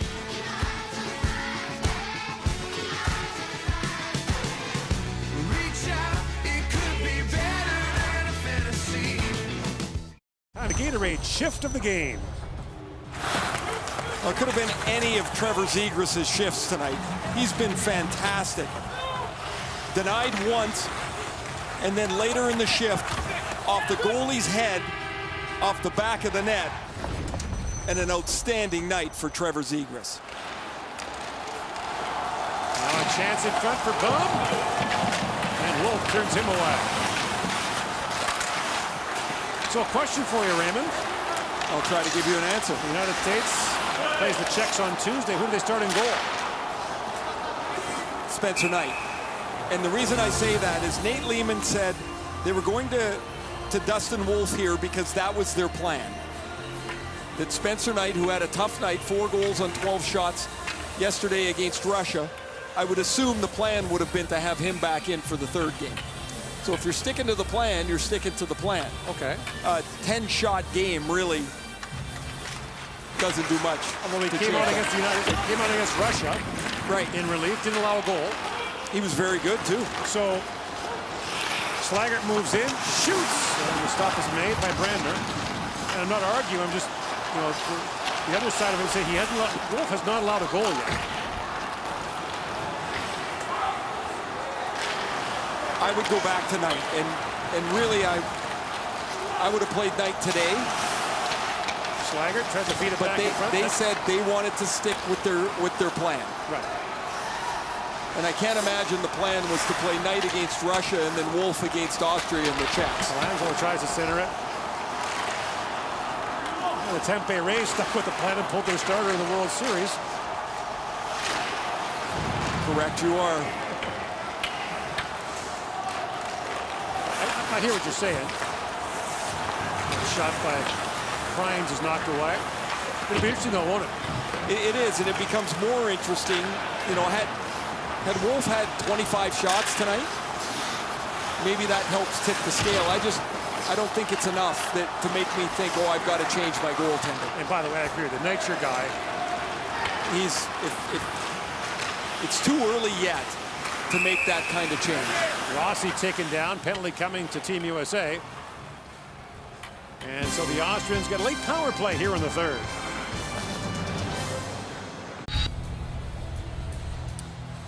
Marco Rossi is going to draw the penalty. Austria will go to the power play here, trying to break a shutout late here in the third period. Kalyev goes off. Rossi plays the point on the Austrian power play. Taps it back to Lindner. Across to Peters. Feeds that down to Harnish.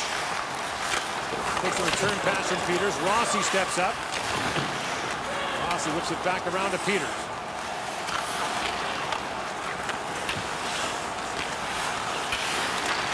Rossi slides it back. Peters with time. Shoots. Goes off the leg and wide. Bank back down the Austrian zone, and Lindner retreats to pick it up.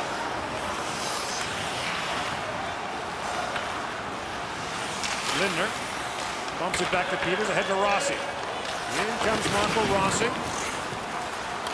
Into the Feldkirch, Austria. Peters drops it back.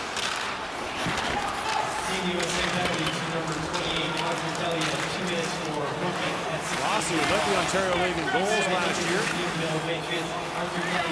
Actually moved to Switzerland at age 11 to continue his hockey career. And now playing in the Ontario League.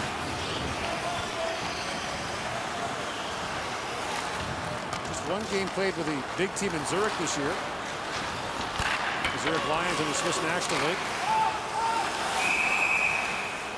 And that play was offside at the American line. Well, the Americans get out of this what they wanted. They wanted to get some guys on the score sheet. They wanted to feel good about their game. And after a disappointing start, against Russia, but a good third period. Nate Lehman has to look at the board, look at 11 goals, look at only 10 shots against, and be pretty satisfied with tonight's effort. So now you play the Czechs on Tuesday and Sweden on Thursday. And it looks like Sweden's got a really good team. Well, you know they're going to have a great defense. I mean, their defense was in on the scoring today. They're Soderstrom and Bjornfoot and Broberg, all first-round NHL picks back there.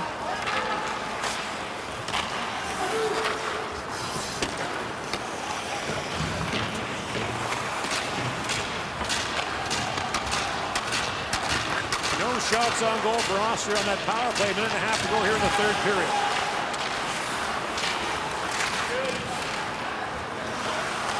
Moynihan slips.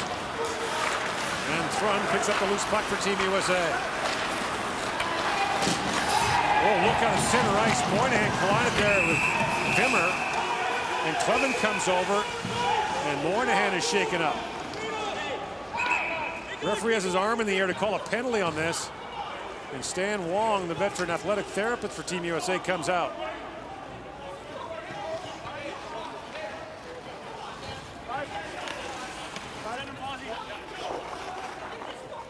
That's going to be a game misconduct for Vimmer. Oh. From the blind side, he elevates on the hit. Austria penalty number 4, 5-minute major for check to the head and a game misconduct. Makes contact on the head. This is wrong about 3 different ways. Oh man. Shattered his stick in the process. It's from the blind side. It's an elevated hit, and it's contact to the head. Moynihan's making his way back to the bench. And he'll be taken. He'll be done for the night. They'll go and evaluate him. Dr. Phil Johnson on the right there, the longtime American team doctor, will check on him. And Vimmer will head off and likely face some additional discipline, you might think, based on what we've seen in the past. Yes, I would think so.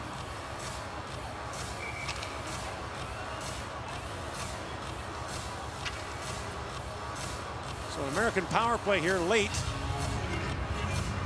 in the third period.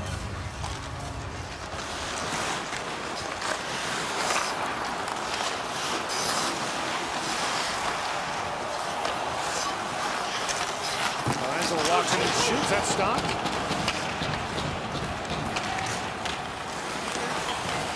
So the same thing in the Czech Republic game with Adam Raška late in the game.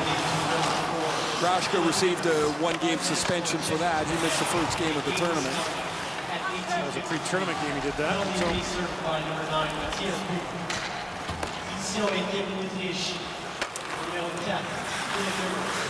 Johnson spins it back.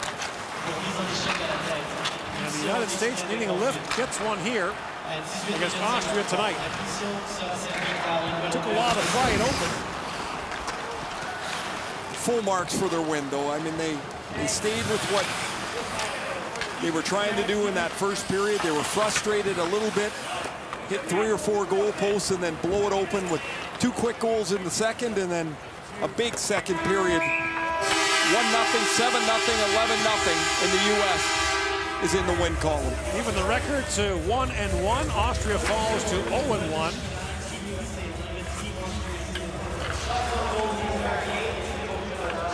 The United States gets a couple of days off before facing the Czech Republic on Tuesday.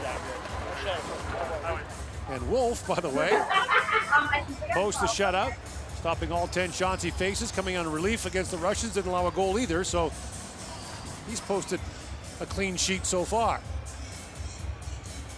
And time now for the player of the game presentations and then the American national anthem. The best players of each team is presented by Explore Edmonton, the visitor economy and venue management organization for Edmonton.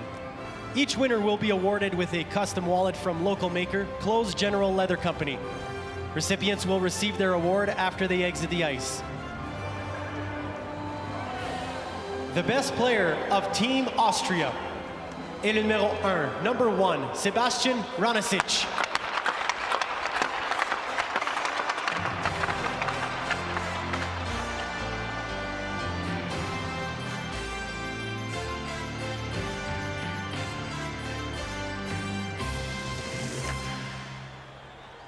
The best player of Team USA est le numéro 9, number 9, Trevor Zegras.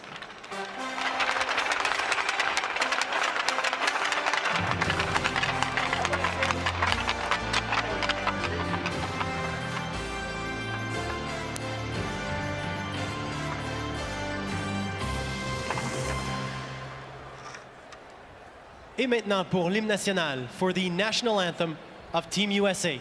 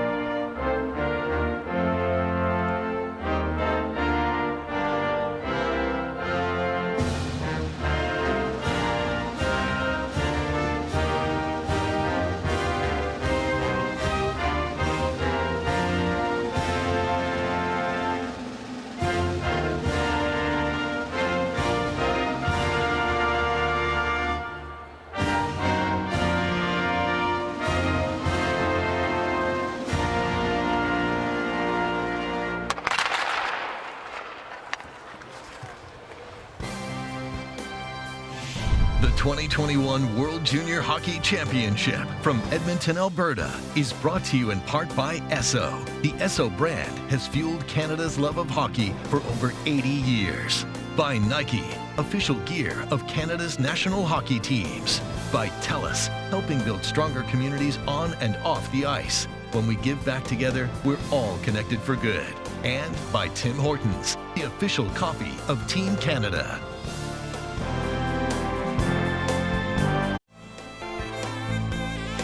The 2021 World Junior Hockey Championship from Edmonton, Alberta is brought to you in part by Chevrolet. Find new reasons to cheer. Find new roads.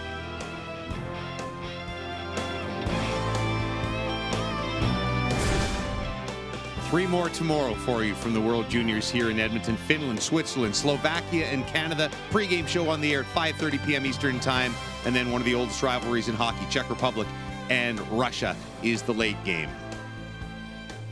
You get days like this occasionally at the World Juniors where the world powers take on lesser nations and you end up with a cumulative score of 34-3 on the day. Have a great night. We'll be back tomorrow with three more games from the World Junior Hockey Championship in Edmonton, Alberta.